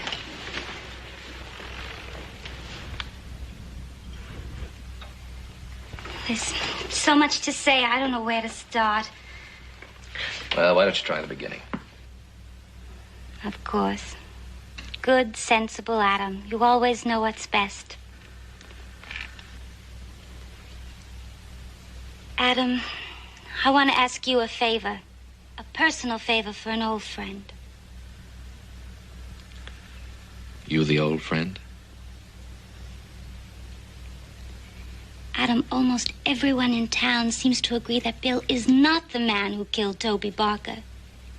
In fact, you seem to be about the only one who won't accept that fact. So? Bill has been trying very hard to make something of himself. In a business sense, I mean. I've tried to help him. I think he has a pretty good chance. But you're Adam Cartwright. Anything you say, anything, even if you're honestly mistaken, is bound to influence people to some degree. If you go on saying that Bill killed Toby Barker, it might just be the end of all his chances. Well, what would you have me do, Mary? Stop saying it. Even though I'm sure. Yes, Adam.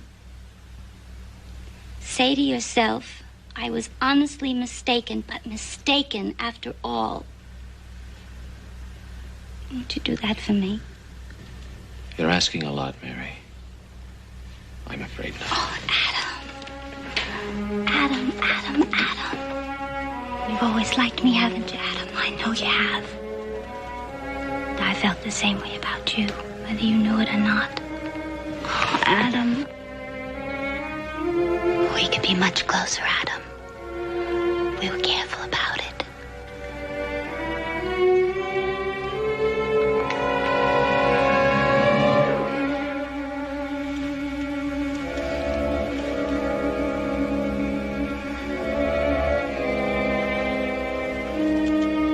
It won't work, Mary. All you've done is to tell me that Bill is guilty. I'm sorry.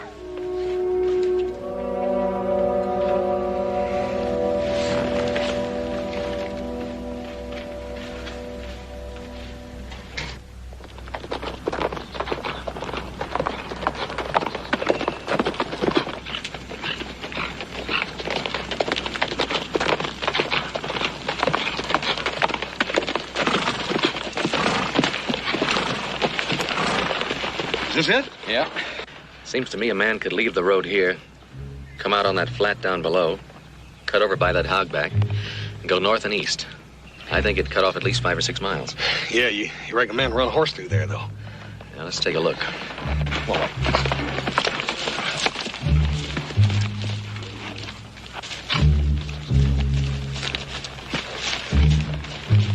hey, Adam, come here. Those fresh tracks. Been a couple of horses by here recently. Yeah, well, it could have been anybody. Let's take a look and see if we can't find out where they came from. Right.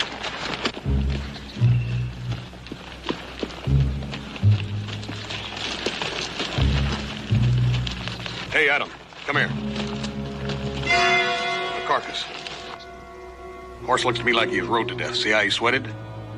Could have been. It's beginning to look better all the time. You sure you ain't overlooking nothing? Not on your life. Brand on that horse won't be hard to trace either.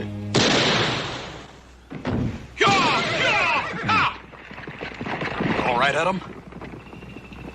Just tore my shirt and a little hide, that's all.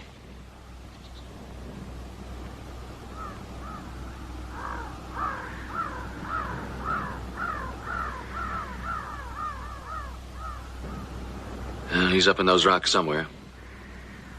Yeah. Hey, I think I seen something. All right, let's smoke him out.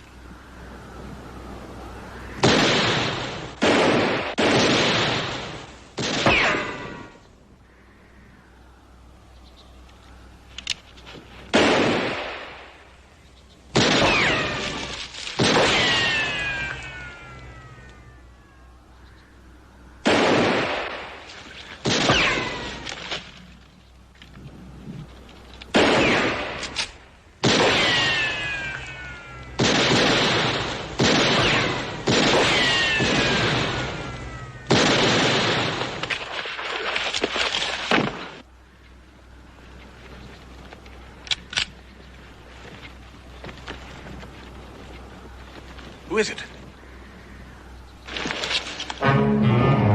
Stewart. What do you know about that? Yeah, he's the other one. I never figured it to be him. Yeah. Well, I reckon we might as well get him on back into town. The sheriff might not have figured it either. Yeah. All right, Adam, all right. I saw him. I know it was Arch Stewart. What, are you gonna say I'm wrong again? That Arch Stewart didn't have anything to do with robbing and killing Toby? Of course I'm not. The brand on the dead horse says it belonged to Stewart, and he certainly wouldn't try to bushwhack you unless he had a good reason. But I am going to say that I think you're doggone lucky. Lucky to have stumbled onto what you did, and lucky to have lived through it. And I'm also going to say if people would leave the sheriff's work to the sheriff, I think we'd all be a lot better off. Is that all that's bothering you? No, it ain't. You know why your pa's here?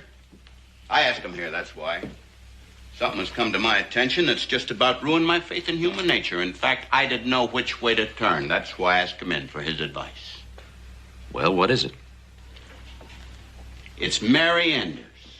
She come in here and told me what you had been up to with her, and I'll swear I was never so shocked in my whole life. You, of all people.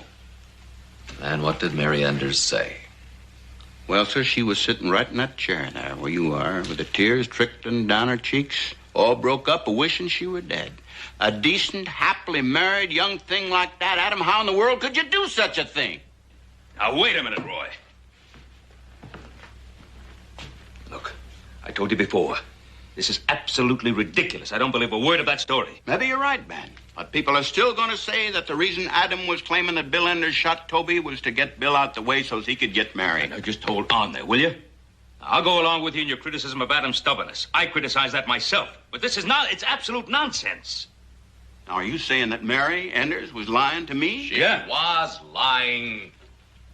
She knew Bill was away that morning. She knew that he and Art Stewart robbed that station, and she knows that Bill shot Toby. Well, of all the butt-headed, stubborn numbers I've ever come in contact with in my life, you were the worst. Now, Bill Enders did not kill Toby, and I've got 2 witnesses who've already proved that he was in Virginia City at the time the crime was being committed in Goat Springs. And furthermore, I've got the man who did kill Toby in his cell behind them doors. Well, if it's not Bill Enders, you got the wrong man. Oh. There he is, Sammy Yates.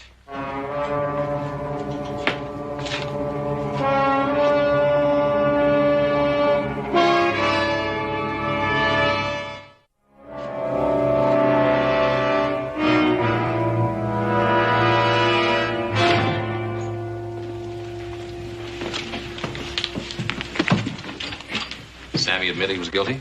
Of course not. You expect a man to admit to something that's going to hang him? Well, what about the gold coin? We found $1,500 of it Goat Springs money hid in a mattress on his bed. And what did he say when you found it? Just exactly what you'd expect him to say. He didn't know nothing about it. Well, he was telling you the truth. Sammy didn't rob the station, and he didn't kill Toby. Enders did and planted the money to make Sammy look guilty. Oh, the devil he did. Look, Sammy fits your description, don't he? He's the right size? Yeah, he's the right size. He was Stewart's errand boy. Don't it make sense he'd help him out in the holdup? Then what makes you so dad-blasted sure it wasn't him? Because it was Enders. No. Ben, this is your son. Can you talk some sense into his head? I think it'd be a waste of time, Roy. Pretty hard to change his mind once he has that look on his face. Particularly when he may be right. Gentlemen, I've had just about all of you Cartwrights that I can take for one day. Now it's my job to save your life if I can. But I'm not going to argue with you anymore. I'm going to lay down the law to you. Now, from now on, you stay out of this case, and you stay away from Mary Enders, and you keep your mouth shut about Bill Enders. Now, that's an order. You hear me? I hear you. Now, get him out of here. And if I was you, I'd take him clean out of the country, because he ain't apt to live a long time if he lingers around here.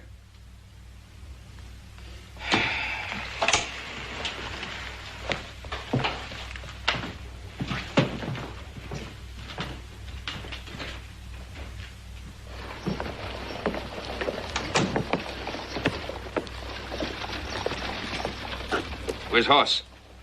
He took the body over to the funeral parlor. I told him I'd meet him later over at the saloon. Yeah, well, let's go get him. I could do with a little something after that session. You could do with a little something.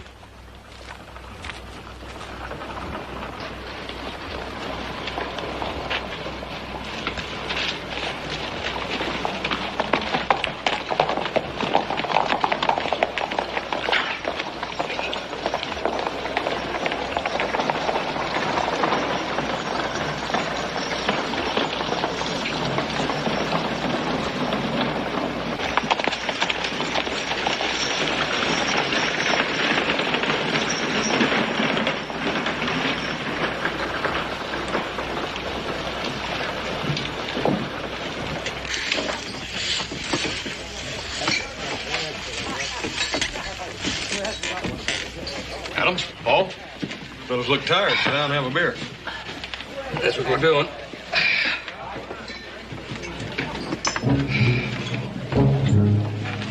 All right, Adam.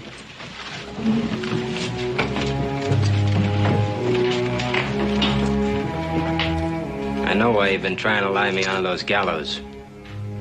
I know about you and Mary. She told me what you've been doing. Now step out here and let's see what I can do to you. Not today, Bill.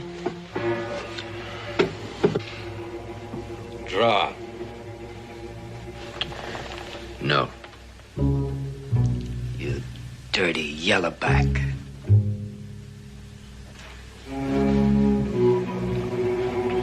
Nope. You sneaking, thieving, lying coward. No. Stand up like a man or I'll gun you down where you are. I'm not gonna draw against you, Bill. I'm gonna count to 3, Adam. Then I'm gonna draw. I'm not fooling, Yellowback. I'll count to 3. You just count to 1, Enders, and I'll cut you square in half. There'll be no gunfight today. Then you get your boy out of town. Come on. Come on.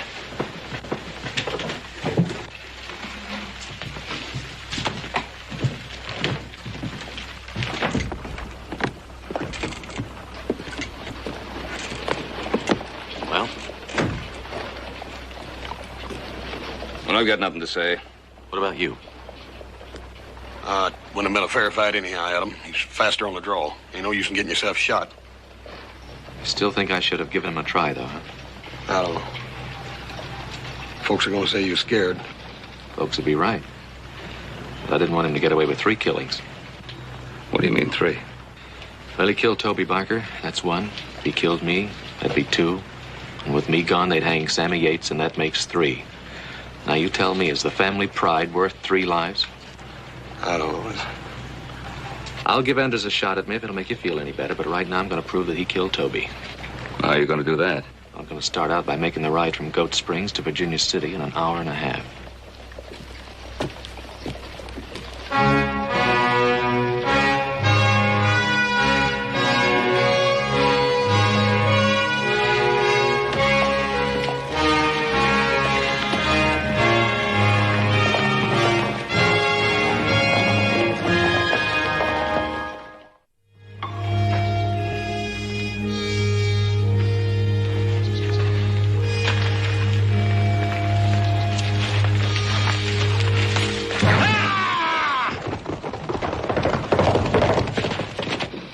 Exactly 8 o'clock. So do I.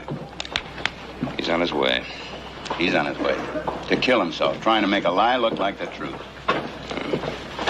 I'll be in the hotel lobby if you need me before the hour and a half's gone by. All right, Benny. I was getting worried you wouldn't get here in time. I'm here. You know the area above Birch Creek. I looked it over on the way in. You can see a pretty good piece of the road from there. Think you can stop Cartwright from that point? That's what you're paying me for. On your way, then.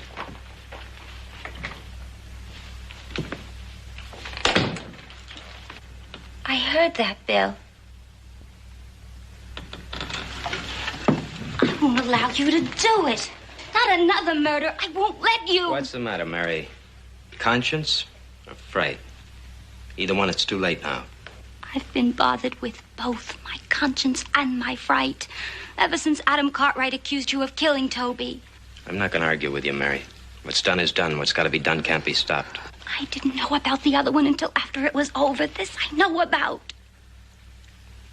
All right, Mary. What do you want to do? Tell the sheriff about me? You want to see your husband hang? And then what? Live with that for the rest of your life?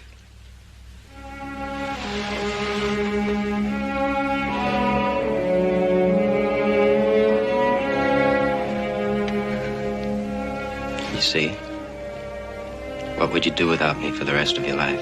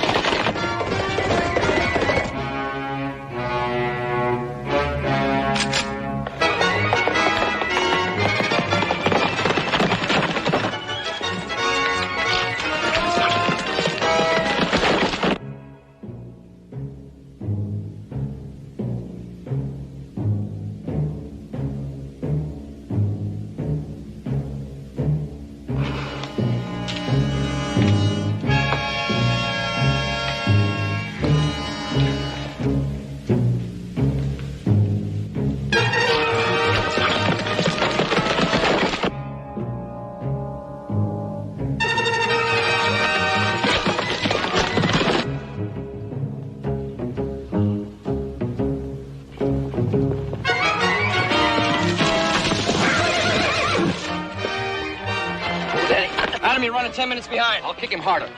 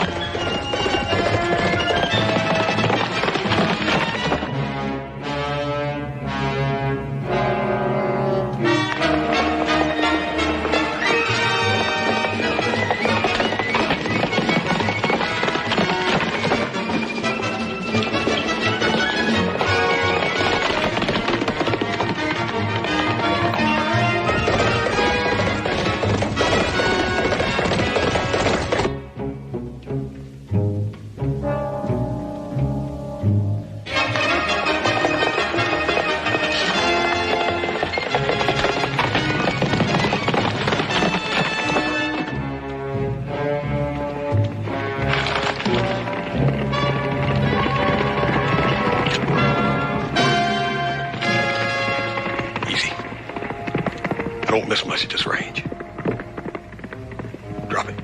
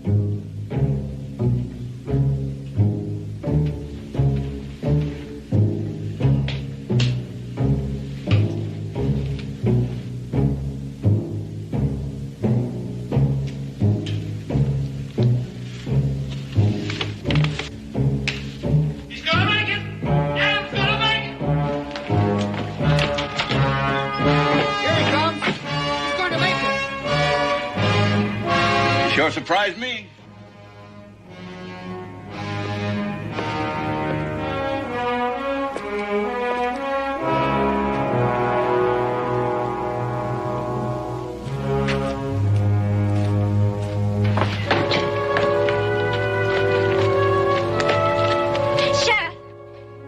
Sheriff, I lied to you. Adam Cartwright had nothing to do with me. And my husband, Bill Enders, killed Toby Barker. Bill, hold on there. Stand clear, boys. Hey, you hold on. Bill!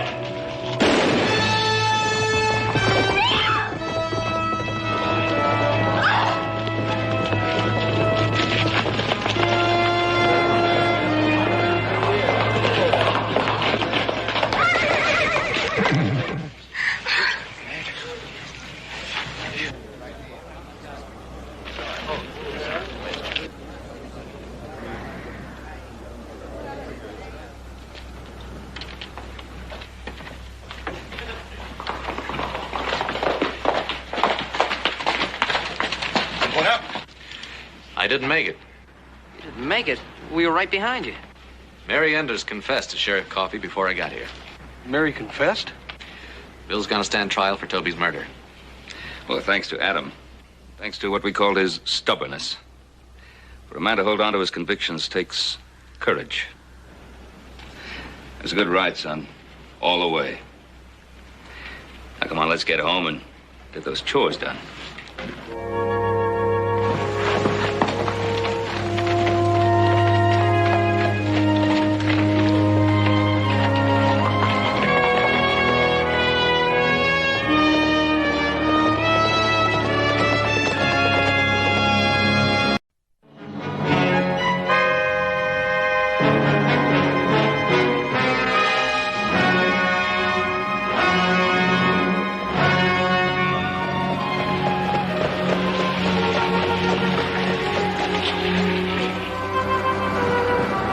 Here we are. Welcome to the Ponderosa. Oh, it's beautiful, Mr. Cartwright. Has the feel of a fine clipper ship. Out here all alone in a sea of green and brown? Father sees the briny in everything he looks at, Mr. Cartwright. Well, he has salt water in his veins, Laura. Well, come on in, folks. Here, let me take that, Laura. Fine quarters, Benjamin. A man's house. Well, we find it very comfortable. The boys and I are very happy here. Laura, why don't you sit down? Where are the lads? They should be finishing their chores pretty soon. I believe my daughter's anxious to see the one she made mud pies with. Oh, Father. Well, Laura, I guess Joseph is no longer that freckle-faced boy that you remember. He's grown up, just like you. Oh, I'm sure he has, Mr. Cartwright. Matthew, how about a sherry? Aye, thank you. Laura? No, thank you. Hey, how long a leave of absence are you taking from the sea, Matthew? Indefinite.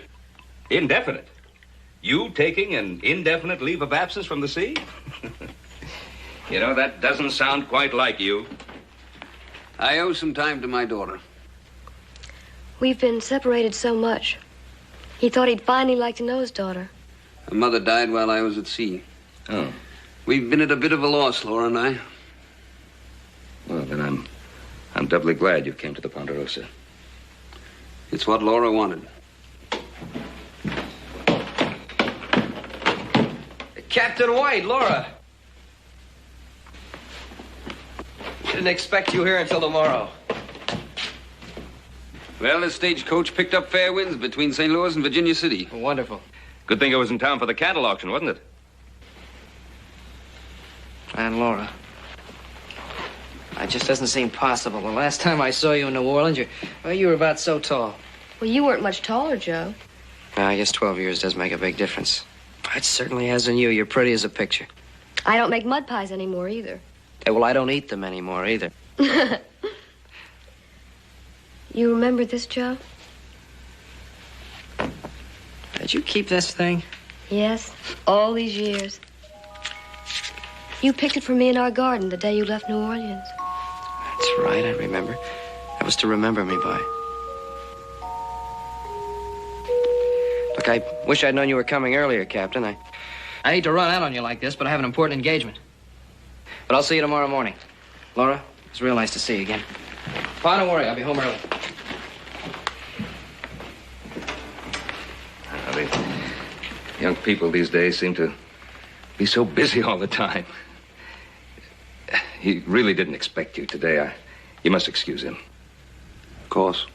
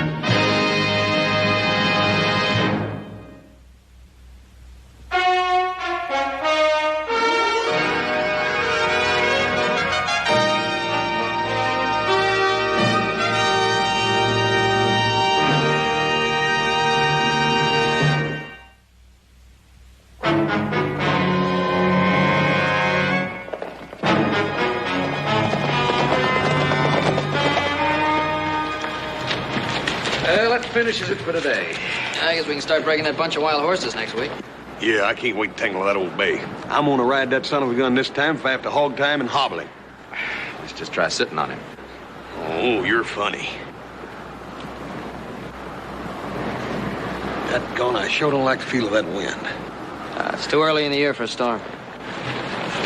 Maybe not. It's blowing hard out of the northeast. I've seen it cloud up and storm this early before. I don't know. My bunion's been hurting me ever since day before yesterday. Yeah, your bunions hurt you on a hot day in July. Yeah, there's a difference, though, Adam. It's like a toothache and a headache. They both ache in the same place, but there's a difference. No? I figure it'll be raining before day after tomorrow. If you two soothsayers are right, we're not going to be breaking horses next week. We're going to be trying to keep the house afloat.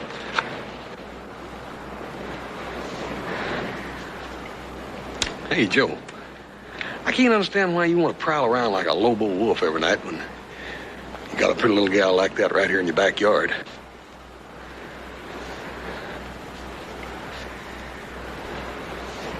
Ain't she a cute little gal?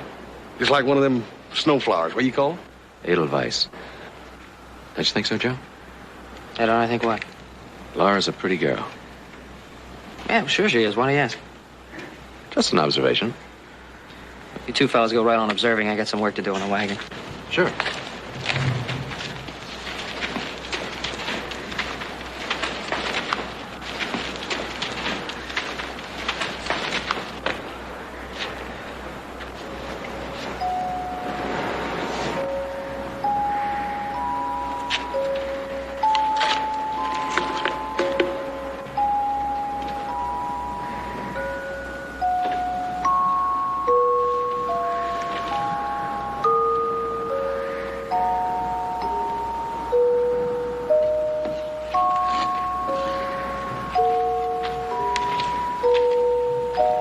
Hi, did you have a good night's sleep? Yes, thank you. Good. I'd like to apologize again for last night. I had that date and I had to keep it. It's perfectly all right. I didn't think I'd ever see you again after all these years, Joe. Hey, what brought you and your father clear out here anyway? He's not giving up the sea, is he? Oh, he couldn't give up the sea. It's his life. If you give up the things you live for, then you might as well be dead. Father and I have traveled all over the world together. We've even been to Africa. You've done a lot of traveling since we were kids in New Orleans. I know. It's hard to believe that so much time has passed since then. Yeah. It sure is. You know, you're so different from the little girl I knew back home. We go on thinking that nothing changes. I'm so terribly sorry that things have to change.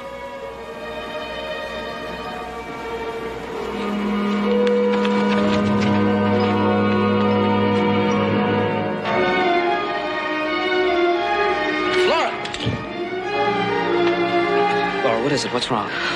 Oh, it's a little dizziness. It'll go away very quickly. I'm all right. I shouldn't have run so fast. Here, let me help you into the house.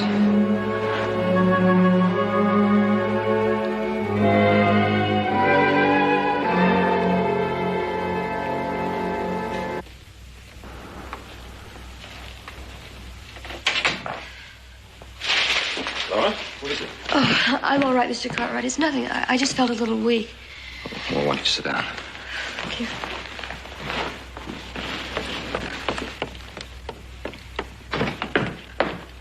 Let her be, Ben. I'll take her upstairs. Well, Matthew, I think she ought. I know what's best for my own daughter. I'm perfectly all right, Father. You'll come up and lie down for a bit.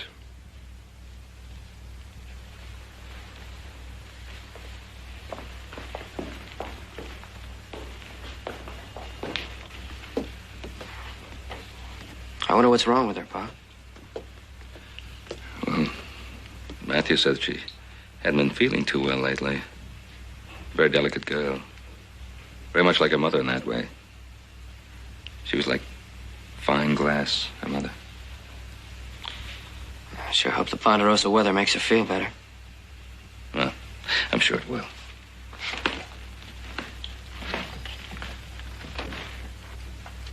Laura, you must be feeling better. You certainly did justice to your supper. I feel wonderful, Mr. Cartwright, and the supper was delicious. Good. Sure was. I think I'm going to go back there and get me another one of those legs. Another leg? That wasn't a chicken, that was a deer. I think I can handle that, too, Adam. And a horse uses a chicken leg to pick his teeth with. Matthew, I suppose you haven't had venison for some time. Aye. The meat's good. You know, we don't have any sharks around here, but we do run into wolves and horse-killing panther. How'd you like to go hunting with us tomorrow? Why not, Captain? Be glad to pick out a gun for you. You might even get a bear. No, I think not, Adam. The sea's my hunting place. The land tricks my legs and my eye. I think Laura and I'll just stay around the house. Why don't you go with Adam, Father? Maybe I can talk Joe into taking me for a ride up to the lake. We've had a long, hard trip. You need your rest. Oh, please, Father. I'm much too excited to rest. You'll do as I say. I'm not a child, Father.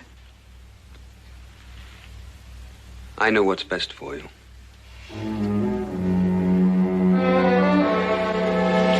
Please excuse me. I would have taken you anywhere. Australia, the South Seas, but you insisted on coming here. Oh, I thought you wanted to come here, too. Because I thought it would please you, make you happy. Why did you suddenly care so much about making me happy? After all those years you left me with Aunt Bronwyn and went away to sea. I had a ship to command, a job to do. Child, you can't hold on to the past. You were children then. Now you're a woman, a fine, decent woman.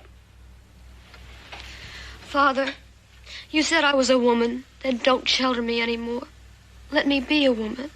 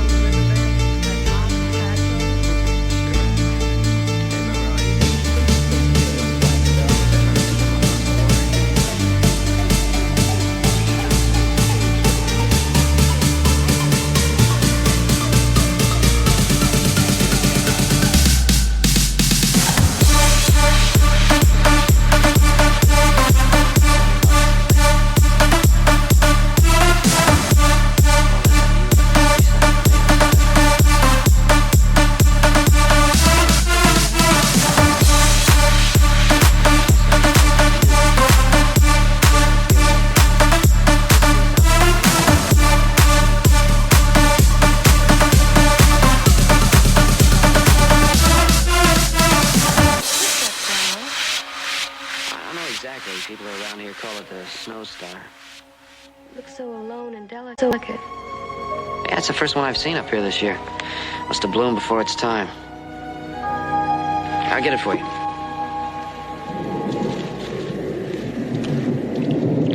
Be careful, Joe. Oh, don't worry about me. There's nothing to this.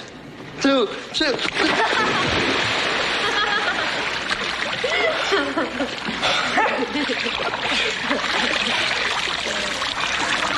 It's a good thing I'm graceful.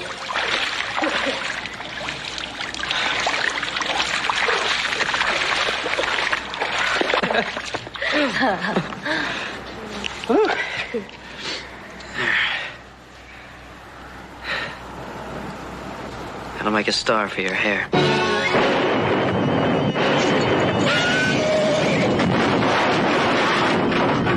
The horse! That lightning must have spooked him. Uh-oh, here comes the rain. Let's get out of here. Hey, you all right? Oh, I'm just out of breath. I'll be all right in a minute. Hey, we better get those wet clothes off you. Come on inside. The storm began so suddenly.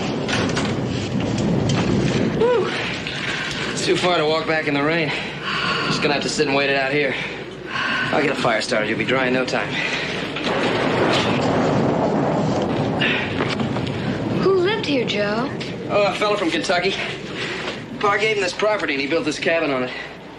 What happened to him? Oh, he just disappeared. Didn't anyone ever find out what happened to him? Not exactly. Pa says he built this cabin for his wife. She was supposed to come out here from Kentucky on a wagon train. The train was raided by Indians and she was killed. I was just a little kid at the time, but I remember him. He was a big, gentle man. Knew everything about the woods around here. They say one night he heard his wife's voice calling to him and he went out and followed it. I never saw him again. I guess people like to make up ghost stories. Is that why no one's ever lived here? Yeah? Yeah, they say the place is haunted. There. Hey, we better get you out of those wet clothes before you catch cold.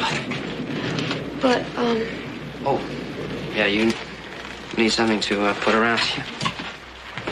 Hey, here we are.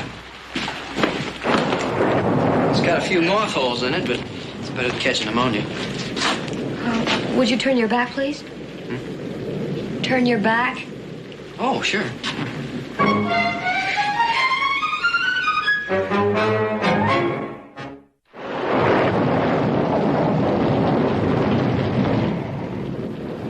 Where are they, Ben? I know Laura's with your boy. I saw them leave together. Well, I'd say they've taken shelter somewhere, Matt. Where can you take shelter in that howling wilderness? Probably up at the Kennedy Ranch. They were headed up that way. I want a horse, Ben. Matt, Adam and Hoss are out there now looking for them. Are you going to get me that horse, or do I get it myself? You can have any horse in the Ponderosa if it'll do you any good.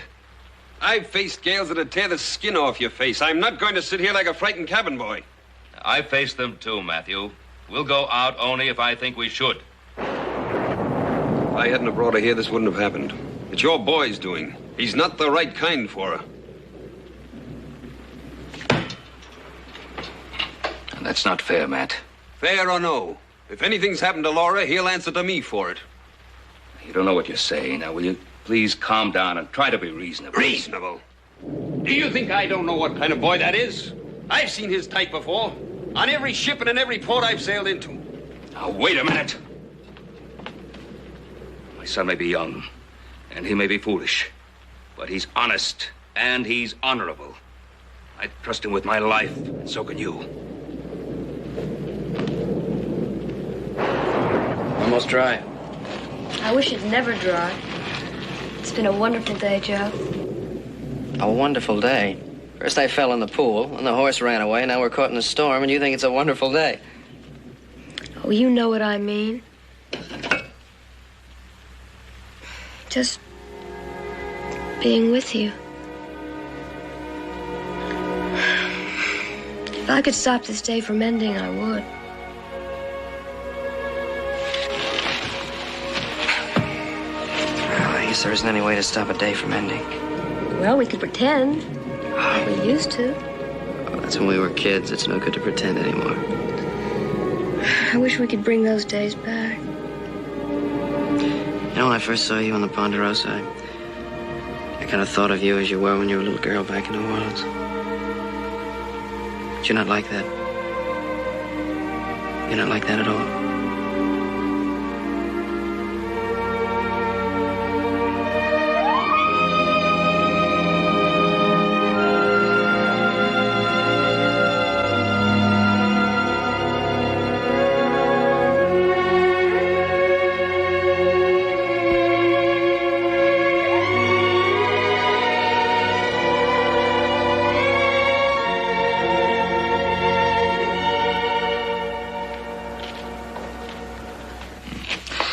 Let's finish up our coffee.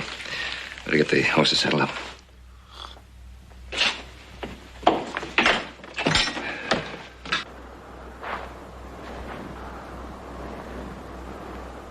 Father, back.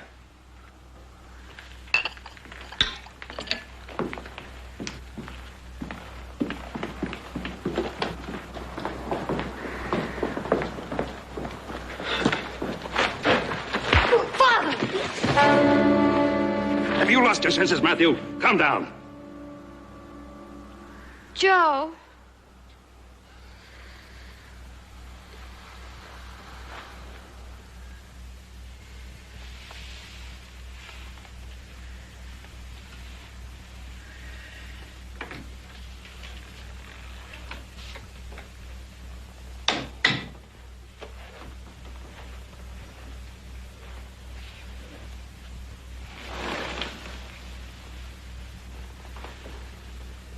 Joe.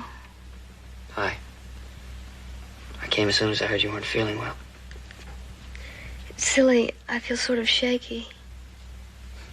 You know, it's all my fault for getting us stuck up there. I wouldn't have missed it for anything in the world. The flower in my hair, it's gone. Yeah, well, don't you worry about that. I'll pick you a whole field of flowers. You just get well. Look, I have to go now. Don't leave me, Joe. No, I'll be back. I want you to rest. Think about a warm fire and the sun on the riverbank. I'll see you later.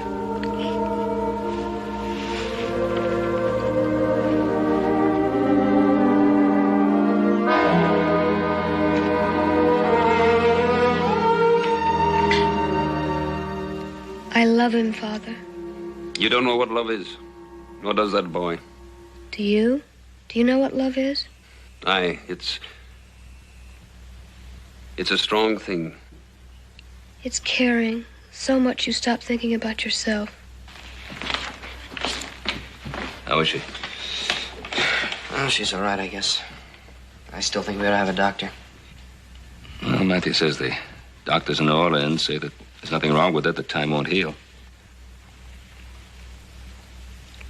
What does he have against me, Pa? Why, I don't think he has anything against you, particularly. He's her father. She's been ill, and, well, what happened this morning, he's worried about her. Then why didn't he let me explain what happened? Why wasn't he happy to see that she was safe instead of just... He was upset, Joe. He didn't know what he was doing. He loves her very much. I love her too, Pa. Joe, are you sure that what you and she feel isn't just a sort of sentimental attraction for each other? No. No, that's what I thought it was at first.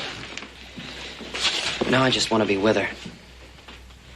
Well, from what I can see, she certainly wants to be with you. We want each other very much. Well, no one could ask for anything more. To be wanted is possibly the most important thing in the world. We're going to get married. Well, I don't think that's the biggest surprise I've ever had. I just hope her father will understand. Oh, I'm sure he will, Joseph. He's a stubborn man, but I know that in his heart his greatest concern is for her happiness. Be patient with him. Try to understand him the way you want him to understand you. All right, I'll try. I just hope that he does. I think Matthew and I ought to have a little talk. Maybe I can soften him up for you. That isn't interfering, is it? Thanks, Pa. I think Laura and I can use all the help we can get.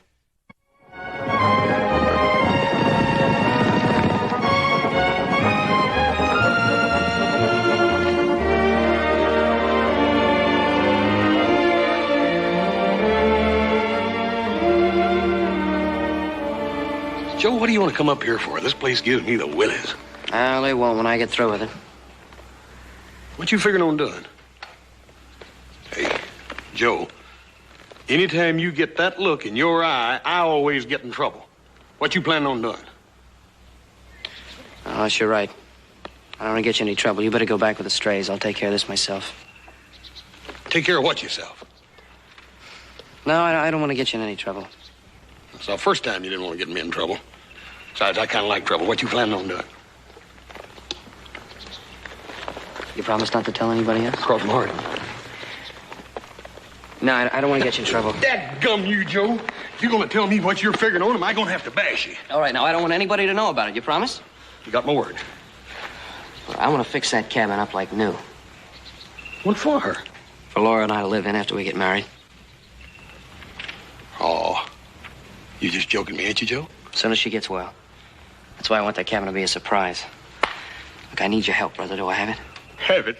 Why, you dadgum little critter, you. I'm your brother. Sure you got... Joe, you ain't kidding me, are you? No, I ain't joking you. Dadgummit. I'm here to tell you this is the best thing that's ever happened, and you just shut up. Here comes the bride. Here comes the bride. All that wine. Feeling better?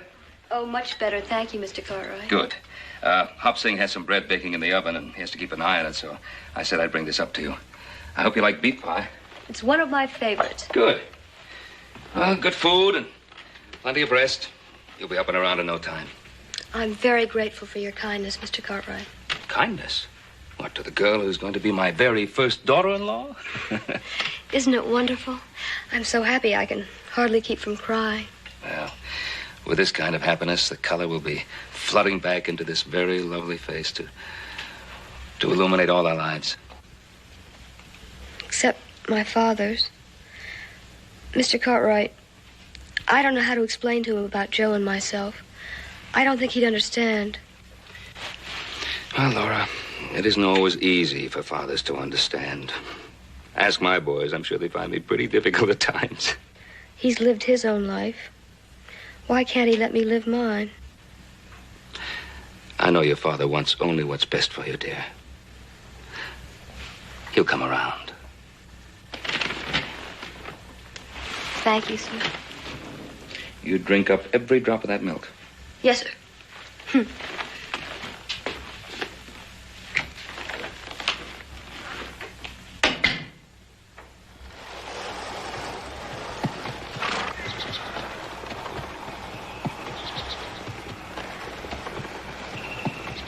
Now, what do you think? You think she'll like it? Like it? Of course you'll like it. Ain't gonna be but a couple of weeks till spring. That little old tree's gonna be full of blossom. Be the prettiest spot in the whole country. Hey, you know, I was thinking about something. Maybe we ought to add on an extra room. You know, just kind of a small one. Well, what do you want another room for? Now, I thought you two were supposed to be out looking for strays. Now, there are no strays around here. Oh, we was just... Tell him, Joe. Well, you see, Adam, Well, it seems to me if you want Laura to like her new home, that you ought to build a porch out for a couple of feet, maybe. And then put some shutters on the windows, huh? Now, how did you know? Well, I'm the architect in the family, remember? Now, if you want an extra room, I think this is what you ought to do.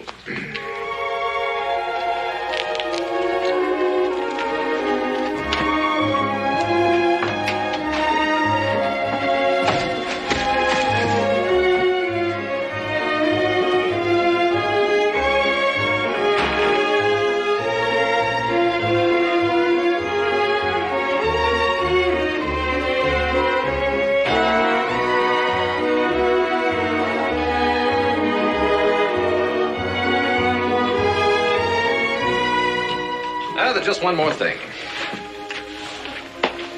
Oh, what is it? Oh.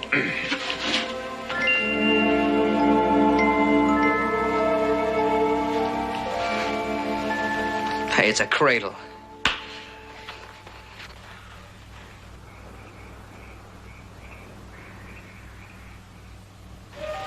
Tell me again, Joe.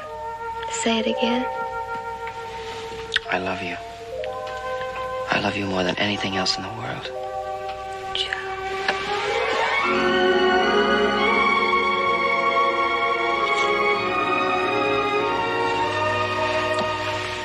There's so many things I'd like to tell you when it's supposed to be a surprise, but in just a week, that old cabin, It's going to be our home. Please tell me, Joe. Tell me everything. I don't want to spoil it. Oh, you won't spoil it. Tell me what it's going to be like. All right, I'll tell you some of it. When in the front room by the fireplace, there'll be a rocker for you. Of course, there'll be a real big stuffed chair for me there.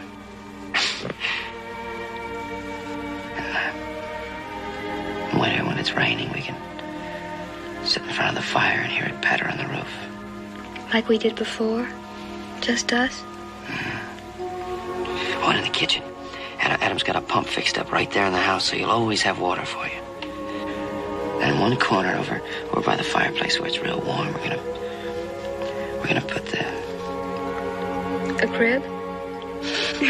How did you know? Where else would you put a crib, silly? We'll have lots of children. There'll be Cartwrights on the Ponderosa for generations. Ours. I love you.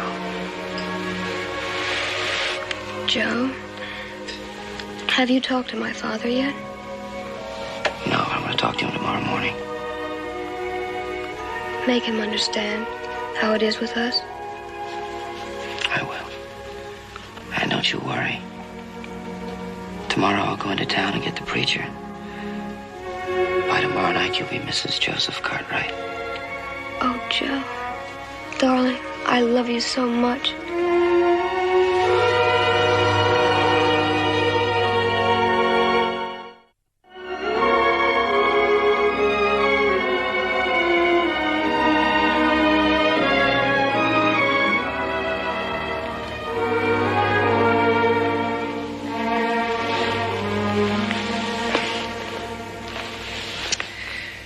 Matthew, I'd like to talk to you.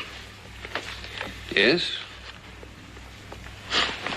Well, what I want to say involves your daughter and my son. I'll not be discussing them.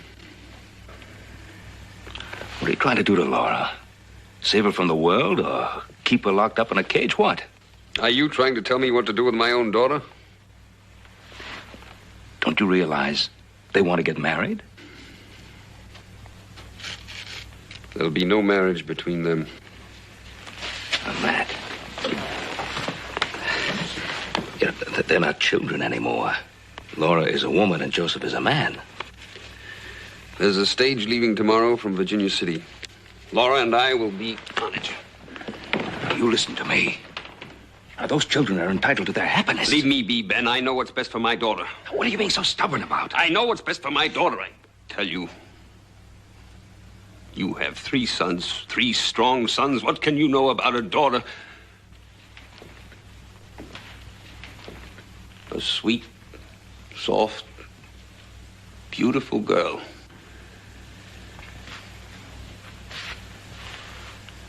Who's going to die?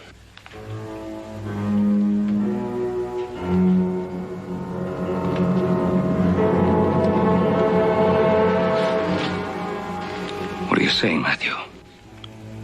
It's the truth I've been living with every waking and sleeping hour. I couldn't bring myself to tell her. The doctor said she had a year to live. A year for me to make her happy in.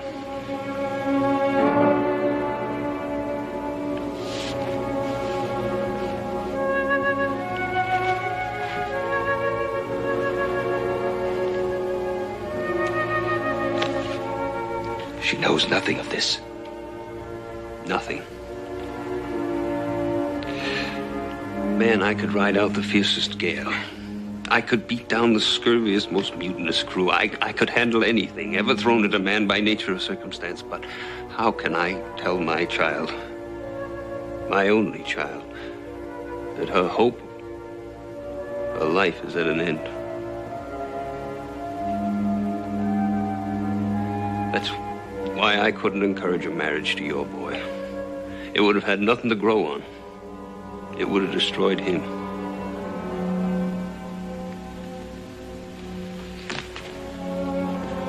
Matthew. They must know. Both of them.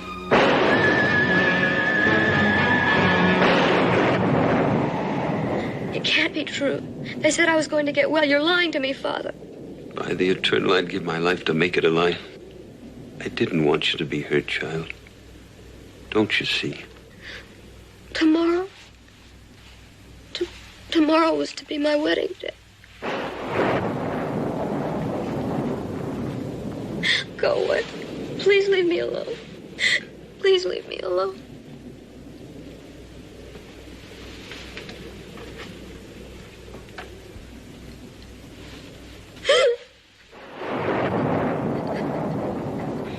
Oh, it can't be true. She can't be dying.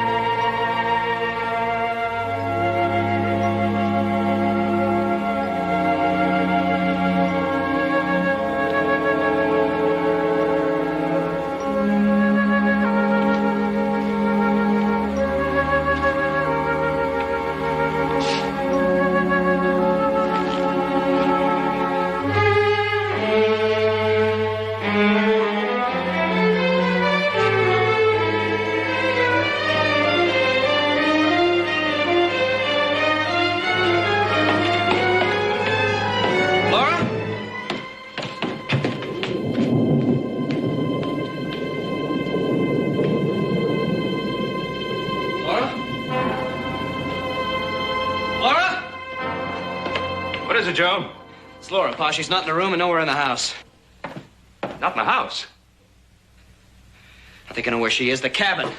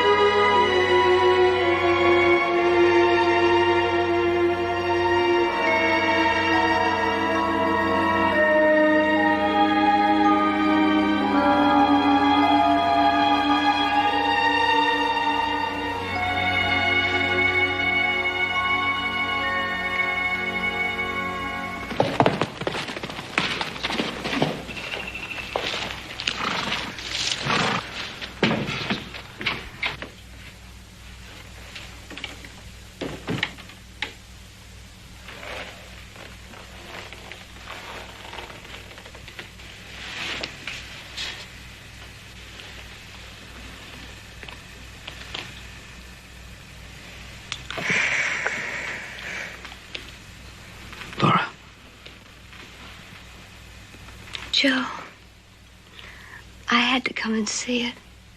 It's beautiful. What's the idea of spoiling my big surprise? Well, I wanted to see our view again. We could have seen it together. I couldn't wait. We have to crowd everything we can into each day. Look, Joe. The rains made the valley so green. This is our place. Our very own. Joe. Joe. Hold me. Hold me. Laura.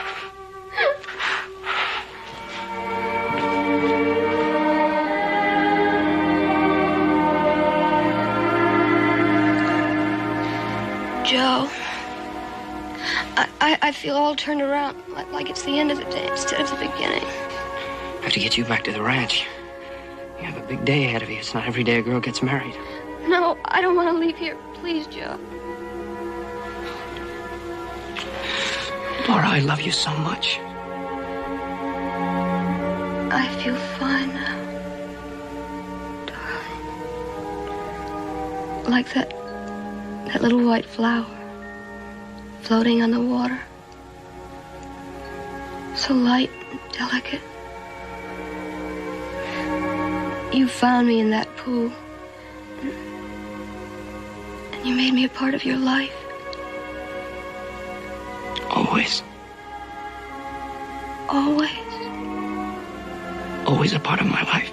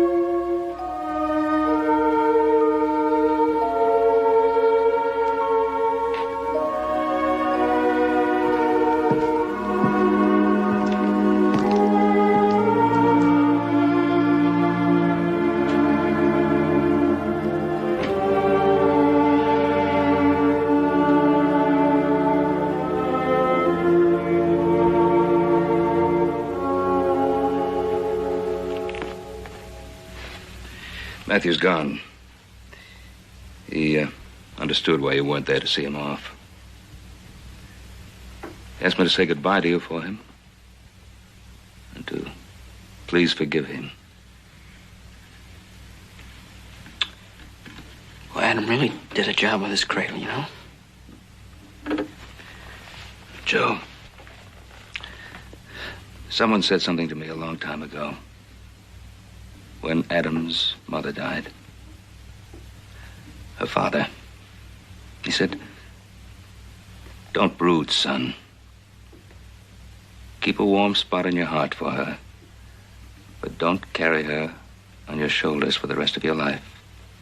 She wouldn't want that."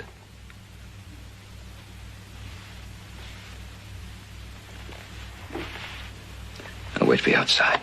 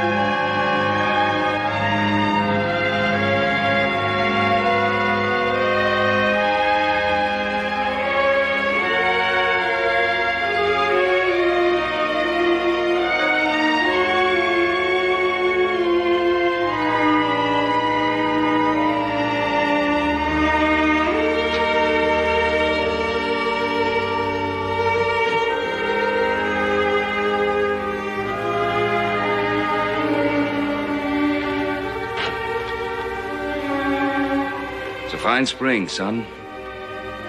I don't think I've ever seen a prettier one.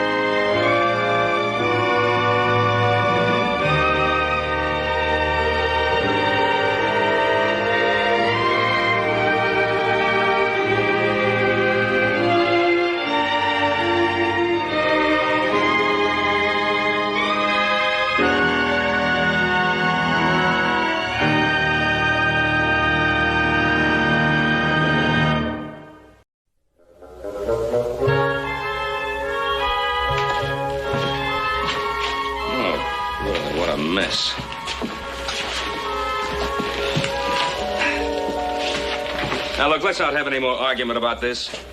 Since Hop Singh has been away, this place has been turned into a pigsty. Now, one of you is going to stay here and get this place back into shape again. Who's it going to be? Oh, it ought to be Adam or little Joe. You know I ain't no good at this housekeeping. Neither am I, Pop. Neither am I. I agree with Hoss. It ought to be Joe. Yeah, well, why always me, not you? All right, or let's Hoss? stop the haggling. We'll decide who it'll be by the usual fair method. I want to choose my match. I'm tired of getting beat. Go ahead.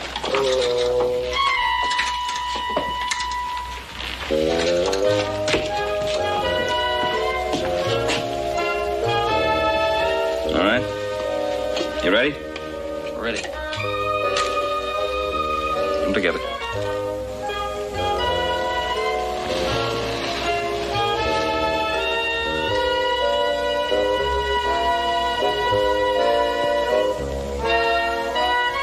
It'll take about 2 days to get that bull back up here from the railway siding. By the time we get back, I expect the loser to have this house clean as a whistle. The whole house. Understood?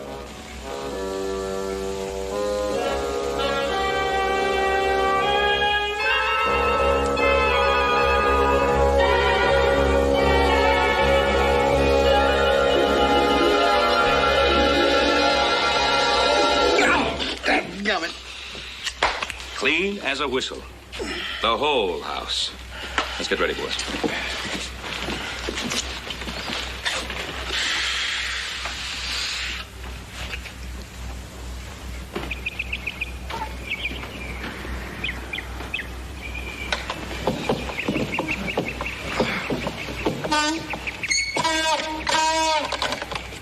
Oh, that burn little Joe ain't fixed that.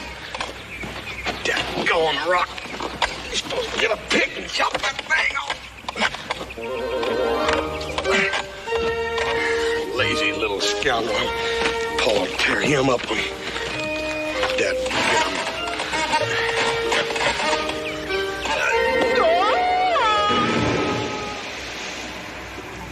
Dad, blame it. Confounded that blasted.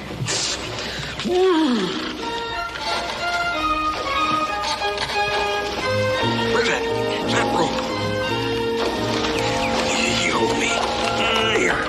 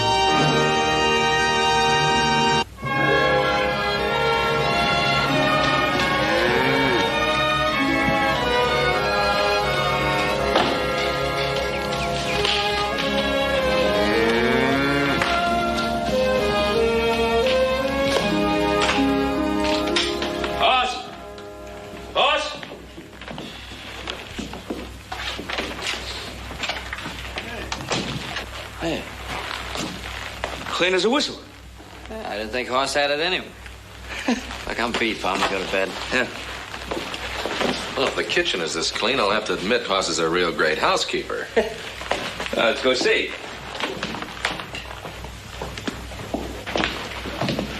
Oh, this is the cleanest this kitchen's ever been.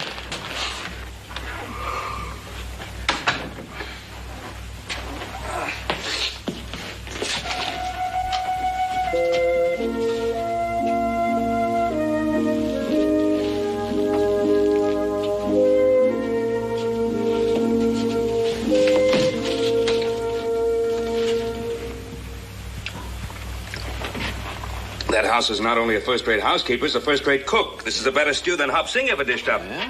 Hey, Pa! Pa, come quick, upstairs. Come on, hurry.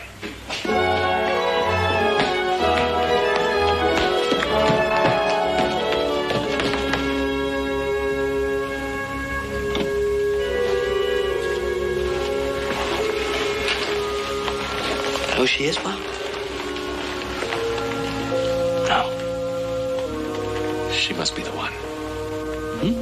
That cleaned the house and made that stew. Why would you want to do a thing like that? Shh. Don't wake her up. She must be tired from doing all that work. Well, Hoss can tell us who she is. Hey, he may be in town all day. Hey, Pa. Maybe some of that satchel will tell us who she is. I don't want to go in the satchel. Oh, why not? You know, no telling how long Hoss might be away. It wouldn't be right. Oh, go ahead and look in the satchel. Go on.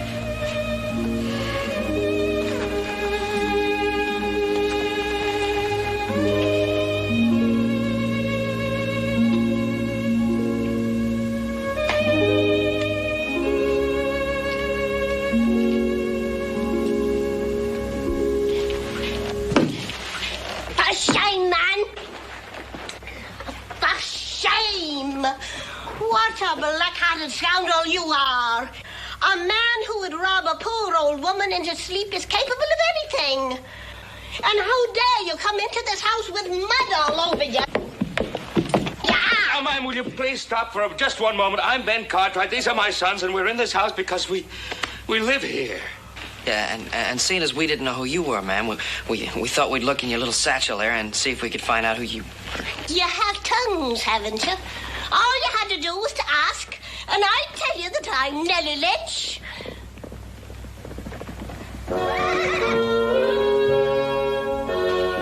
Did you find him, Hoss? No, ma'am, I didn't, Miss Leach. I'm sorry. Oh.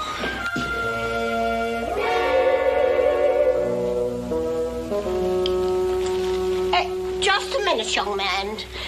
Danny always was an easygoing soul, and I know he lets you brutes get away with murder.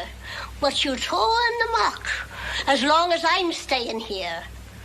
And don't you ever come in this house again looking the way you are, or you've seen your last day on my son's ranch. Your son's ranch? That's what I said. Mrs. Lynch, your son must be Danny Lynch. Of course it's Danny Lynch. Now, who else would have be coming all the way from Ireland to see one more time before I divert my son, Danny? Mrs. Lynch, I think there's something you ought to know. Oh, stop talking so much. It's not the likes of you I come over here to see. So stop standing there and go fetch me Danny. Get.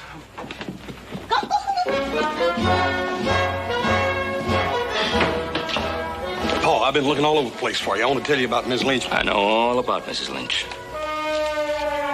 Why didn't you tell her the truth? Paul, that little woman came all the way from Ireland and thinking that... Paul, I just couldn't break her heart. Hoss, you should have told her the truth. Paul, if it hadn't been for that little lady, I'd have drowned it right out there in that well before you got back. Drowned? Yes, sir. I fell in the well. Dad, burn it, it ain't funny. Paul, that little woman saved my life. Now, look, Hoss, you've got to be sensible about this. We've got a lot of men working around here, and sooner or later, somebody's going to let the cat out of the bag. Well, you're not doing her a kindness by letting her believe a lie. What's stopping you from going right back in the house now and telling her the truth? Well, she oughtn't to hear the truth from a stranger. She's going to hear it from the man who started this whole thing. Come on.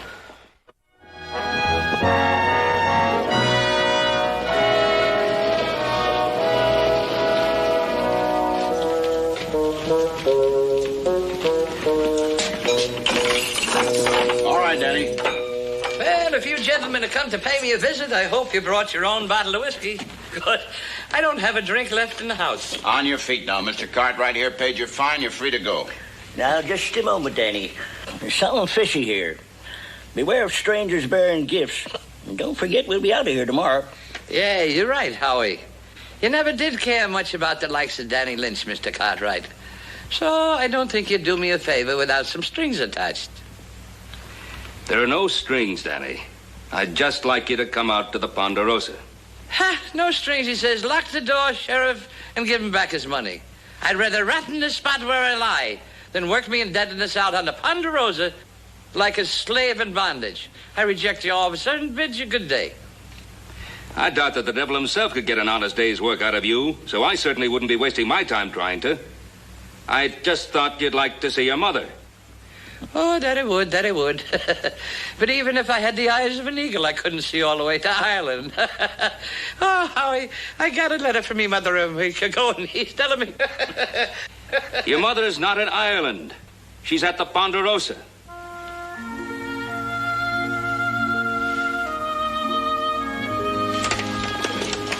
You mean my mother's here in Nevada? That's what I said. I can't believe she's really here. I just can't believe it. We can't believe that you're the owner of the Ponderosa either. Tell me, how did she take it when she found out all the things that I wrote in me letters were lies? Well, we didn't tell her, Danny. We thought you'd like to do that yourself. Poor Dobby.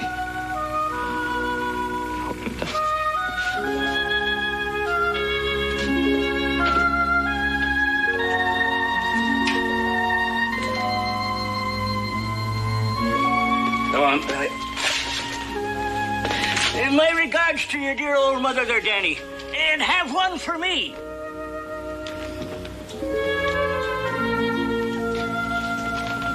So, Paul, that's why I sent little Joe out in a buggy with her. What's it going to hurt, Paul? Well, I said no. And that's exactly what I meant. No. Now, look, Hoss, I know you're grateful to her and you have a nice, soft heart. But you don't have a soft head. And neither do I. I told you this before. Sooner or later, Mrs. Lynch has got to find out about him. But no, she don't, Paul. That's just the point. She ain't going to be here but a couple of weeks. Now, what's it going to hurt if we play like her son is the owner of the Ponderosa?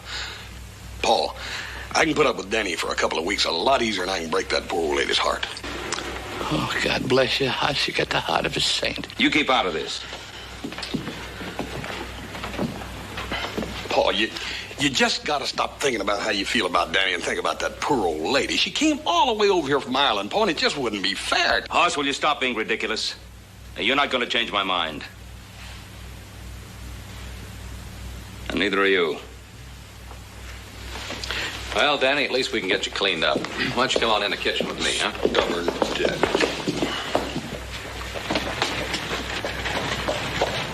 Danny! Never mind getting cleaned up. It's too late for that. She's here. 'Tis a lovely place my Danny boy has. Oh, a lovely place. That it is, ma'am.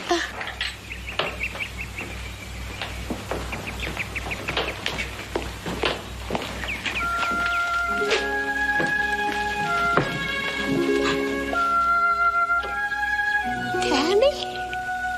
Dobby? Danny. It's the first time I've been called Dobby since the day you left Ireland. Dobby! Oh, Dobby! Oh, sweet Dobby! I can't believe my eyes! It's me, Dobby! Oh, Danny, oh, God loves you! Oh, Oh, thank you. Danny. Oh, I've been so lonely. Oh, Danny. Oh, God, look at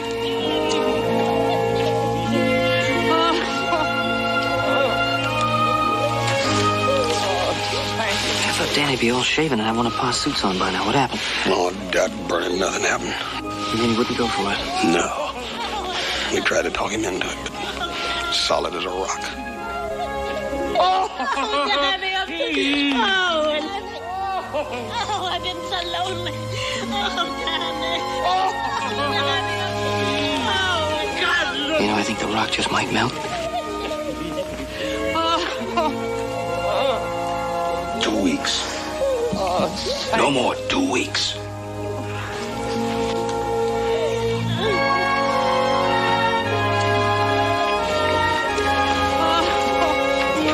Danny Lynch, just look at you now. Faith and only a mother could love you.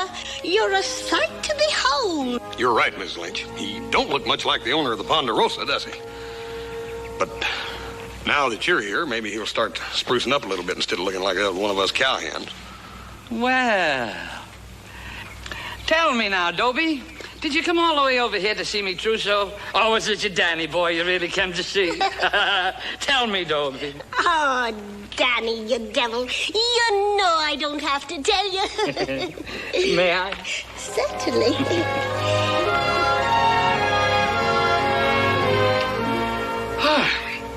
I haven't tasted a fine Irish stew like that since the day I left me home. Me mother's a fine cook, isn't she, fellas? Oh, sure is. There's only one way to top off a meal like that. It's a spot of good brandy. Well, Ben, you know where I keep my bottle. Get it for me, will you, please? I'll get it for you, Pop. You just stay right there, little Joe. I'm going to get this brandy myself.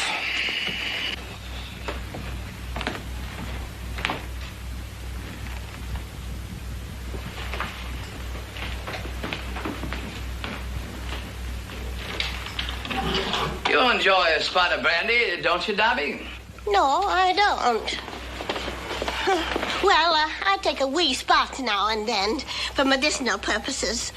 Only because my doctor recommends it. He says it's good to keep me old blood circulating. Then you have a very wise doctor. My father always told me, watch out for a man who doesn't drink. And if you run into an Irishman that doesn't drink, stay away from him like you'd stay away from the plague. But remember, it was the whiskey that done him in long before his time. God rest his poor soul. Ah, come on, Dobby. You and I both know that he was drowned while fishing in the Irish Sea off Balregan. Well, if he wasn't drunk, he wouldn't have fallen out of his dory. Oh, thank you, Ben.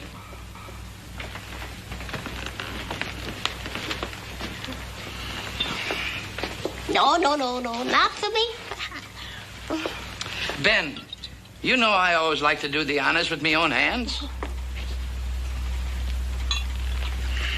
Oh, that's enough for me. Well, seeing this is a special occasion, Ben, I don't mind if you and the boys join me in a spot of brandy. A little spot of brandy? No, thanks, boss. This is a very special occasion, Danny. And I really didn't mean to spoil it by reminding you of how your father left this world. I don't have to worry about you, Danny. Any man that could build an empire like the Ponderosa would never let the whiskey ruin his life. Forgive me, son. There's nothing to forgive. And seeing we're together, well, it's just nothing to do but celebrate.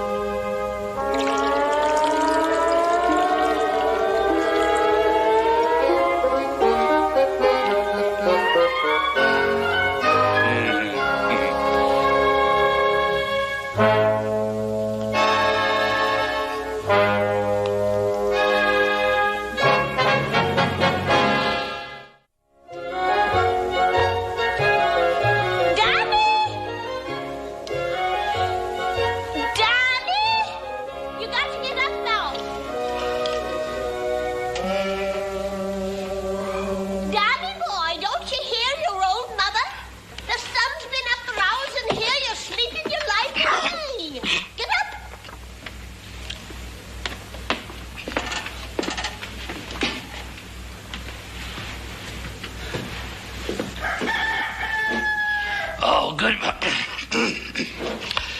Good morning, Darby. And how are you this fine day? Never mind how I am. You just should get down here. Remember, you have to do something for me today. Ben, leave your horse saddled. I want to use it. No, Paul, wait. He hasn't been up a single day before noon since he's been here. Well, at least that way you'll see less of him, Paul. No. Boy, he ain't much like his ma, is he? I don't see how a woman her age does it, Paul. She's up every morning fixing breakfast, and then after that, she's working all day like a slave. You know, that Nellie Lynch is she's a remarkable woman. I have a great deal of respect for her. You know, I wouldn't mind it if she spent the rest of her days right here in the Ponderosa. But how a wonderful woman like her could mother a useless, shiftless, worthless, lazy parasite like that son of hers. Well, this is just beyond my understanding. Danny.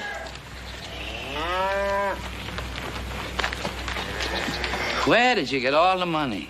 It's my passage money, Danny. I paid my passage here, and I'm paying my passage home. Now, what kind of a son owning a grand ranch like the Ponderosa would permit his poor mother to buy her own passage back to Ireland? Well, not your Danny boy. Here, you take it back and I'll buy you a passage myself. I accept charity from no one, not even you, Danny. Not even if you owned every foot of ground in America. So stop arguing with me and put it in your pocket. And go to town and make all the arrangements. You have no right to be so proud and independent. Keep the money and save your breath. Yours, eh, Danny? It's the finest. Now, go along with you and purchase my passage back to Ireland.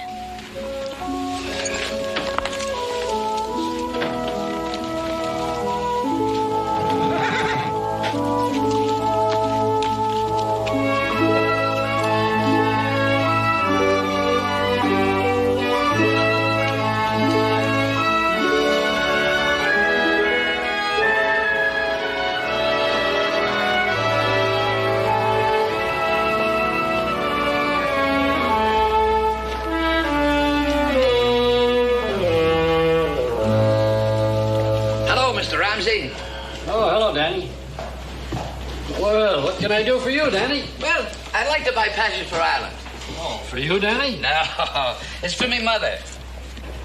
Oh, well, now, let me find out about the ships here. Well, let's see. We have you said Ireland? Yeah. There's a ship leaving New Orleans at Kilkennan the last of the month. Well, I can't accept the passage money for the Kilkennan. Your mother will have to pay for that in New Orleans when she gets there. You could just leave $10 with me. It'll more than cover the cost of telegraphing to New Orleans. And then you can pay for the stagecoach ticket, our stagecoach ticket, anytime you want.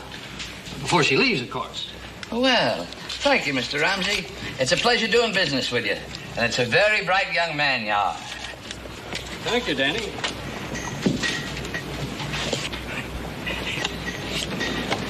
Never saw you so prosperous, Danny. Your luck sure must have changed since the last time I saw you. My, this coat sure has a rich feeling. I'll bet you could... It ain't for sale, so quit fingering it. But, Danny, I'm flat busted. I couldn't buy it if it was. I haven't even the price of a glass of whiskey. Well, I better be on my way. It's good seeing you again, Howie. Well, Danny, when the cards was turning right for me, did I ever turn my back on you? No, you didn't, Howie, and it wouldn't turn me back on you, but I'm not as prosperous as I look. Oh, but Danny, No, that is not my money, Howie. I'm not lying to you. It is not my money. But, Danny, it's got purchasing power no matter whose money it is. Please, Danny, I'm pleading with you. I beg with you. I'll get on my knees. Oh, now stop it, Howie. Stop it. Well, you never deserted me when I was down and out, and I will not desert you. I'll buy you one stiff drink and a good meal, and that's all. Danny, that's all I can ask of you.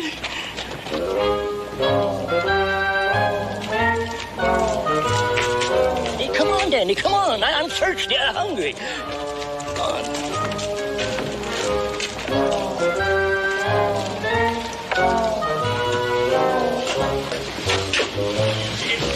on, Danny, come on.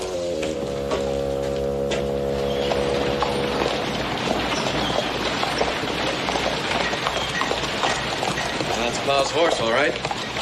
Maybe we can talk when staying in town at the hotel when Mrs. Lynch leaves.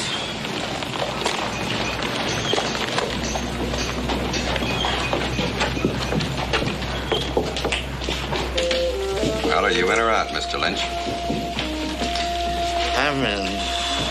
Give me 3. Do you suppose Pa was so fed up with Danny that he was willing to give him money to gamble with just to get rid of him?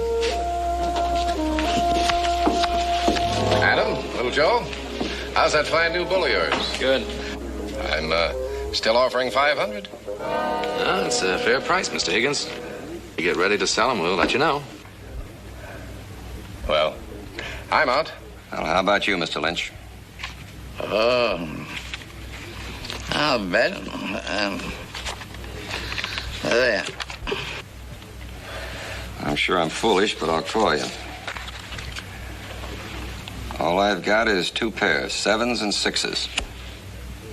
What have you got, Mr. Lynch? All he's got is a pair of aces. How much has he lost so far? That's about $250. I'm dealing you out this time, Danny. Why? Because you haven't got any money. Well, isn't my credit good? Not with me, it isn't. If you can't get credit with men that know you, Mr. Lynch, you can't expect to get it from me. How about you, Mr. Higgins? I'm sorry, Danny. I'm broke. I just heard you offer 500 for a bull. Adam, how about... Let's go, Danny.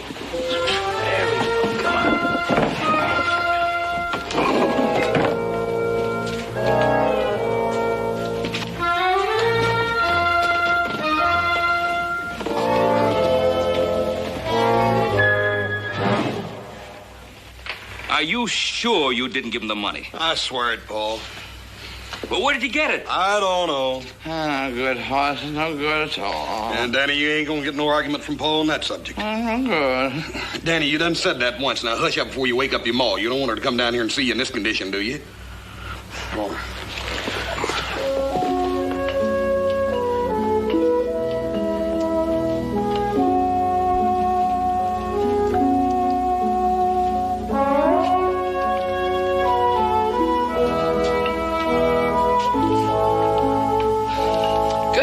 Bobby. Good morning. So, there you are, Danny boy. Do you know that it's almost time for lunch? That I do. But I've been doing a lot of thinking. Takes an awful lot of thinking to run a ranch. And you know, there's nothing like lying in bed for clearing the head. And it's lucky you are in having the Cartwrights for working while you do the thinking. Certainly gives them an appetite. Darby, you've been working too hard. I think I'll send for the cook, Hopsing, and have him come back from San Francisco. You'll do no such thing. With a name like that, he could poison all of us. Besides, I like the cooking. Haven't I been doing it for years back in Ireland? Now, did you make all the arrangements for me going back home, Danny? Well, I took that long trip into town, didn't I? Oh, Danny. I wish I could take you with me. But I know your roots are here in America now. Darby, I'm going back into town and cancel all the arrangements for your trip back home. In heaven's name, why? Because you're never going back. You're staying right here with me. I need you, Darby. Oh, I wish I could be with you always, Danny. But I couldn't. Why not? Until I left Ireland to visit you, I'd never been further from Danboyan than Balrigan. No, I'd never rest easy, buried in a foreign soil. You know that, Danny. Sure, Darby. That I do.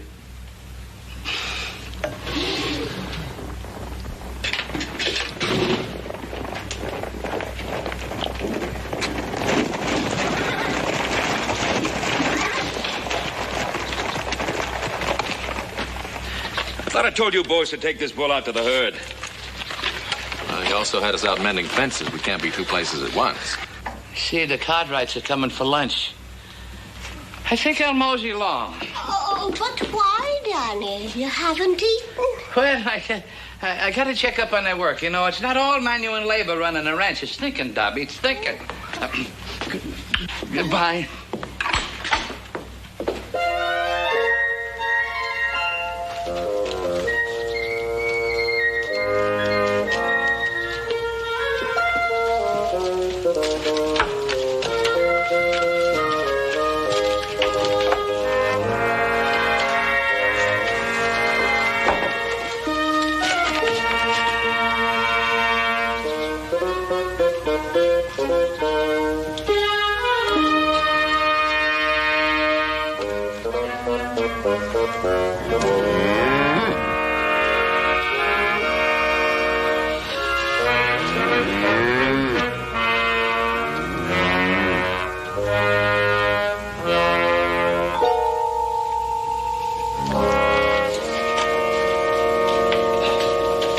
Get your rope, Joe. Yeah.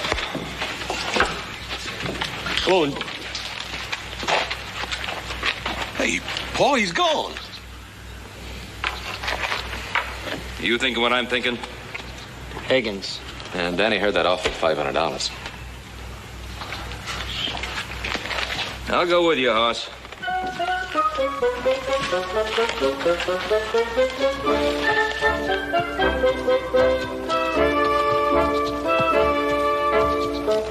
Hello, Danny. Hello, Mr. Higgins. Quite a show you got, huh? Yeah, that's a heap of wood. Say, if you'd like to finish sawing that and stack it over that pile, I'll be glad to give you $25. No, thank you, Mr. Higgins. Well, I can't say as I blame you. What are you doing with Ben Cartwright's bull? Ben has a lot of bulls, so he decided to sell this one to you. He asked me to bring it over to you. Is he still asking the same price? $500. I sure would like to buy that bull, Danny. I surely would. Well, what's stopping you from owning him? Ben. What I just told you. I'd be willing to go even higher than the 500, but before we can close any deal, I'd better hear what Ben says. Hello, Ben. John? Ben, Now get up on your horse.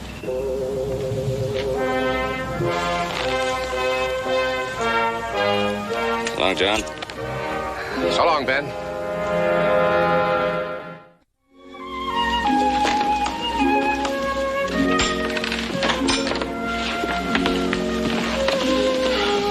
Maybe I want to get you a drink, Danny. No, it's too late for that. It's all gone. What are you gentlemen doing home at this time of day? Isn't there any work to be done? Abby, I hate to see you working your fingers to the bone down in me socks. Oh, I've darned your socks before, Danny. And your father's, too. What is it, Danny? Well, those are not my socks. They're Ben's. And every stitch of clothes I have on are Ben's. Even my shoes are his. What do you mean? No, I'd rather die than do this to you, Dobby. But no, don't say a word. Just listen. And when I'm finished, you won't even want to look or ever see a fancy Danny boy again. Now, listen, please. The Cartwrights own the Ponderosa.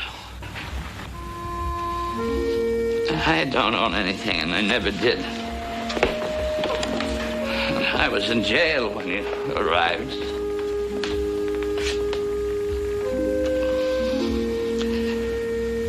Ben Cartwright has always been set against me and me ways. Because Hoss and his brothers, Ben too, otherwise he wouldn't have gone along with it. Couldn't stand to see you come halfway across the world and have your heart broken into pieces. They let me pretend I own the Ponderosa. Felt sort of good, too. Wearing fine clothes. Living in a fine house. It felt good inside, too. Because I could see how proud you were. I don't feel proud of you now. Let me get it all out, please. I stole Ben Cartwright's bull to sell it so that I could give you back the money that you gave me for your passage home. But he caught me before I could sell it. What happened to the money? Well, I got drunk and I lost in the poker game in the pub. Oh, Danny, you gambled away my passage money. I don't have any more money. Mrs. Lynch, you'll have the money to get back to Ireland. Oh, Danny, what made you do it? I don't know. I met a friend, and I did it. I did it because I'm Danny Lynch. Don't you worry about your passage back to Ireland.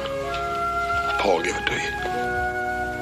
I never borrowed a farthing in my life, and I never thought I would. But it'll all be repaid. You can be sure of that. Abby, I love you.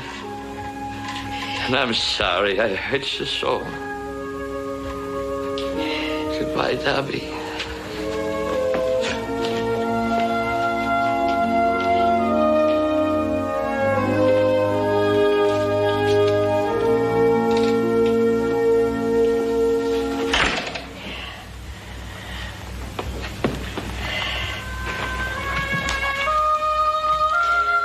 I'll never lay eyes on him again.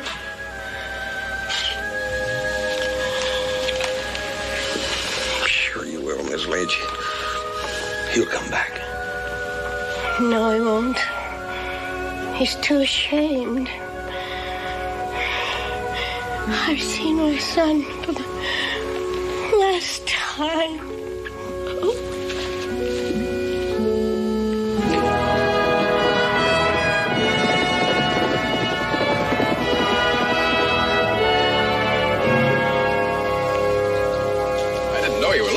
If I had, I'd have rode over to your place and told you he was over here. He come back the same day that he tried to sell me Ben's bull. I didn't take him serious right off, but he was. Seems kind of funny, don't it, Hoss? Sure does. We got no notion he's over here. We've been looking for him for days. Glad Paul decided to invite you to Miss Lynch's farewell party, though.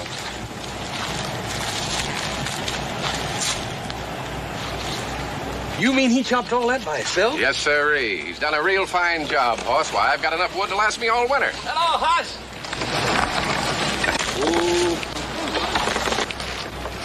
Hey, Daddy.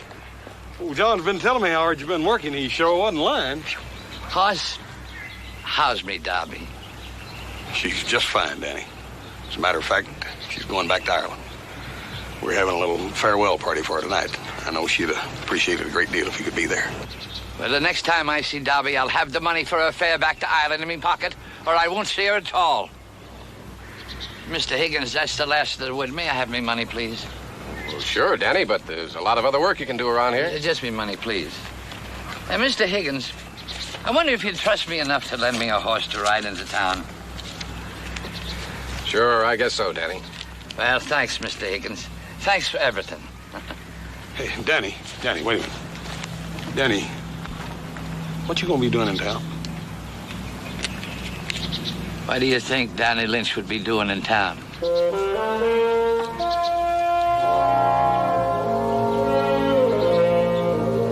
Hoss, you can't change the spots on a leopard. Oh, you've been working like a mule. He cut all that wood and stacked it for Mr. Higgins. That must prove he's changed. Mm-hmm. Could also prove that all he wanted was a steak. Did he continue to work for Higgins? No. Went straight to town. Maybe he's got a plan. You don't need a plan to stand up to a bar.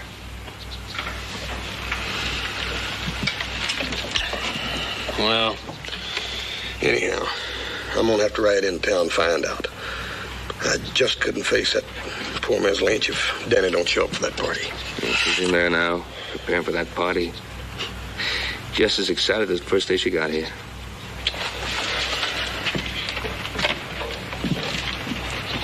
Hoss, wait for me. I couldn't face it either. I'll go with you. Tens. I'm out. Small flush. Well, it looks like me pal. Bartender, some whiskey.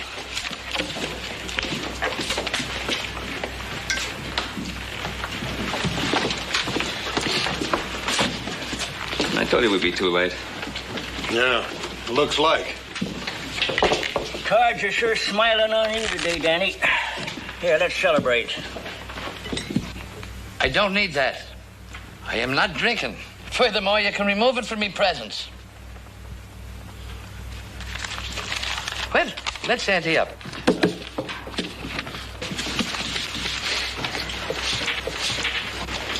There it is, Danny. That's all you get from me.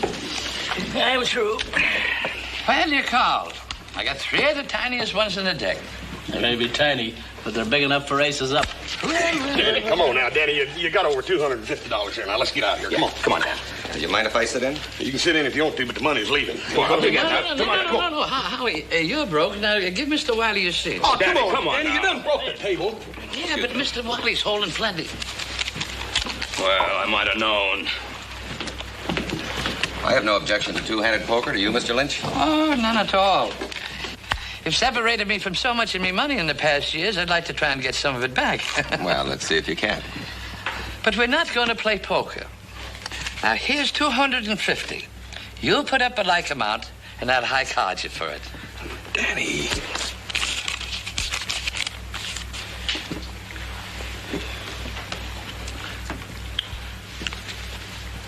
Would you like to pick your card first, Mr. Lynch? Oh, I don't care who picks first, Mr. Wiley, but we're not going to do it that way. Here, Haas, you shuffle the deck and put them on the table. Danny, don't do it. For your mother's sake, don't do it. Shuffle them. I just plain can't stand it.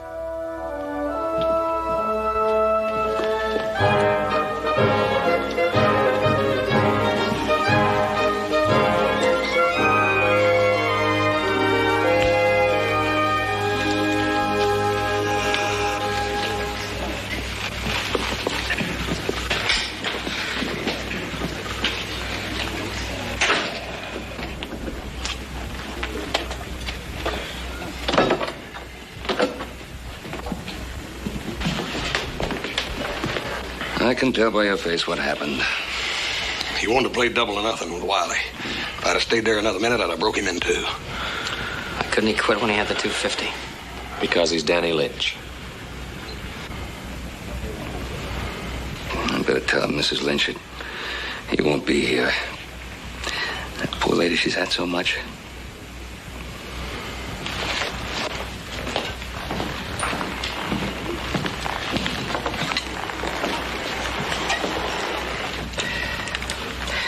Thank you. Mrs. Lynch, I'm terribly sorry, but I don't think Danny will be coming to the party. Poor Danny. He's still ashamed to face his mother. Yeah, I feel kind of badly that for us all going along with Danny's lie. But we did it out of the deepest affection and admiration for you. Dear Mr. Cartwright, you're a kind man. You and your fine boys, you don't need to be sorry for what you did. You see, I knew the truth all along. You did? But when? The minute I saw Danny's face. You can't fool a mother about her own son, especially an Irish mother. And I felt so grateful to you.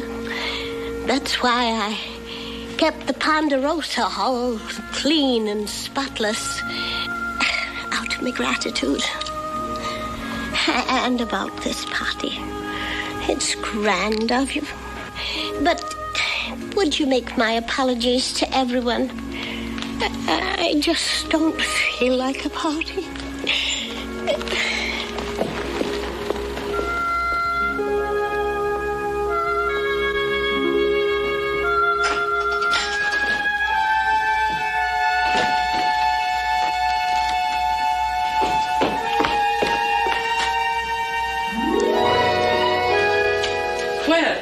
Good evening, everybody. Everybody fill up a glass, and we'll drink a toast to me mother, the pride and joy of Dunboyne, and the only woman her son Danny ever truly loved. Dad, you drunk. Oh, no, I'm not. This is the only drink that's passed me gullet in days. Here, don't bother to count it. Take me word for it, there's $500 beautiful nestled snug and warm behind that string. Take me word, because I'm never going to lie to you again. Never. Well, a toast to me mother. May the winds blow kind on the Kilkennan as it sails across the sea carrying me Dobby. And a Danny boy back to Ireland. Danny. I know that's a surprise, but isn't that a toast worth drinking to, Ben? When the stage leaves Virginia City tomorrow morning, you'll never have to look at this cheerful, smiling face of mine again. Here, I'll eat you, Phil. Because unless you visit Nellie and Danny's fish and chip place in Dunboyne, you'll never taste the likes of them again. Ah, Danny, this is the happiest day of my life. And I'm glad you don't own the Ponderosa. Because if you did, you couldn't go back to Ireland with me. Well now, Mrs. Lynch, I'm sure you haven't forgotten how to do an Irish jig. Play, boys.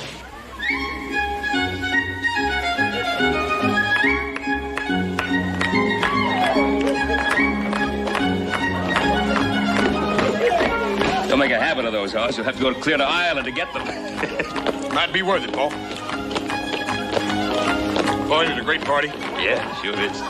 You know, I'm gonna sort of miss having old Danny around, ain't you? Yeah, sure am. Oh, what am I saying?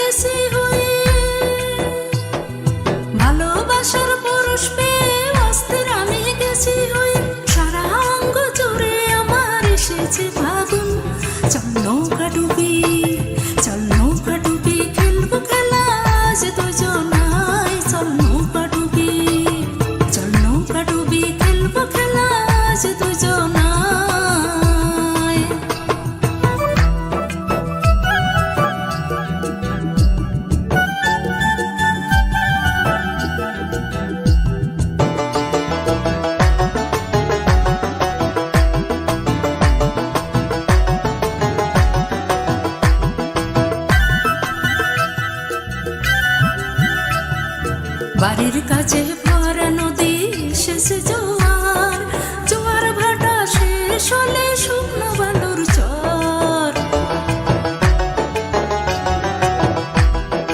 বাড়ির কাছে ভরা নদী শেষে জোয়ার জোয়ার ভাটা শেষ হলে শুকনো বালুর চর ঢেউয়ের তালে তুলতে চলে আমার নাই চার চল নৌকা ডুবি খেলবো খেলা আজ দুজনায় চল নৌকা ডুবি খেলবো খেলা আজ দুজনায়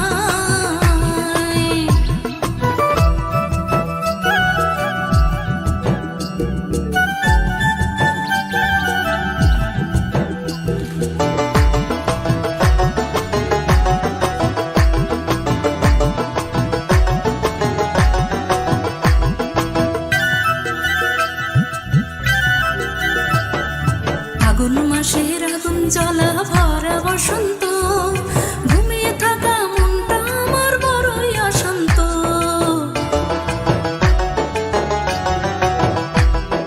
ফাগুন মাসের আগুন জ্বলা ভরা বসন্ত ঘুমিয়ে থাকা মনটা আমার বড়ই অশান্ত প্রেমের গাঙে সাঁতার কাটলে হাতটা আমার ধর চল